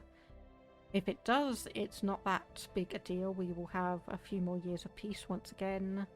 Intellectual booty. So one of our leading linguists have brought forth a radical proposal. Past efforts to communicate with the Sky Dragon have failed miserably. According to our earliest histories, there was a fabled accord between Pickling and Dragon, after which direct conflict ceased. Citing this as proof that understanding on some level is possible, he notes our recent experiences with utterly alien lifeforms make us better equipped than ever before to understand the Drake. So does that actually unlock a new... Yes, it does. So we want to... Let's choose the Navi as one to take the envoy from. And let's just wait and see what happens to that. So that is not going to tell us at all when... so what can you offer? So minus 70 influence or plus 5 to Haneri, wherever on Earth that is. That's not the one we're going to lose, is it? Nope. Okay, it's up here. Right, so it is. Yeah, you know what? 70 influence, we're absolutely swimming in that at the moment. So engineering research. And let's go for some more armor. In that case. So let's see, declare war. When can we do that? 2261. So that is going to be 7 years that we will need to rebuild up our fleets. Let's actually see how we were doing with this. So keep at it. And increase our speed. Excuse me. Okay, I was going to say, excuse me, who are you running through my system? But no, that is just the Carabineers. Yes, I know, Starbase is lost.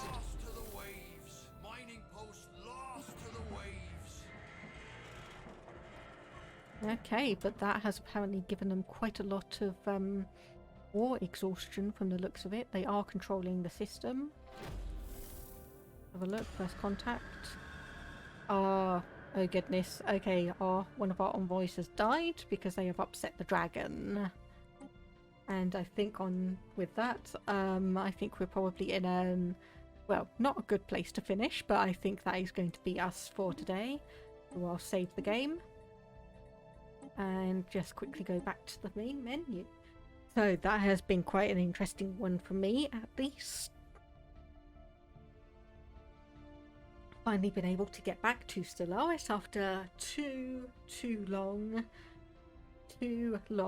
a break, and I hope everyone who's popped in and watched this has enjoyed it. So we will be resuming again next Saturday, and I will be pushing the start time back a little to 1:30, so that will give us at least 4 hours hopefully of stream and Stellaris enjoyment, and fingers crossed we can keep our empire together and actually get that space dragon into our ranks and help us crush the enemy. So thank you everyone for watching, and I hope to see people again next time. Bye bye for now.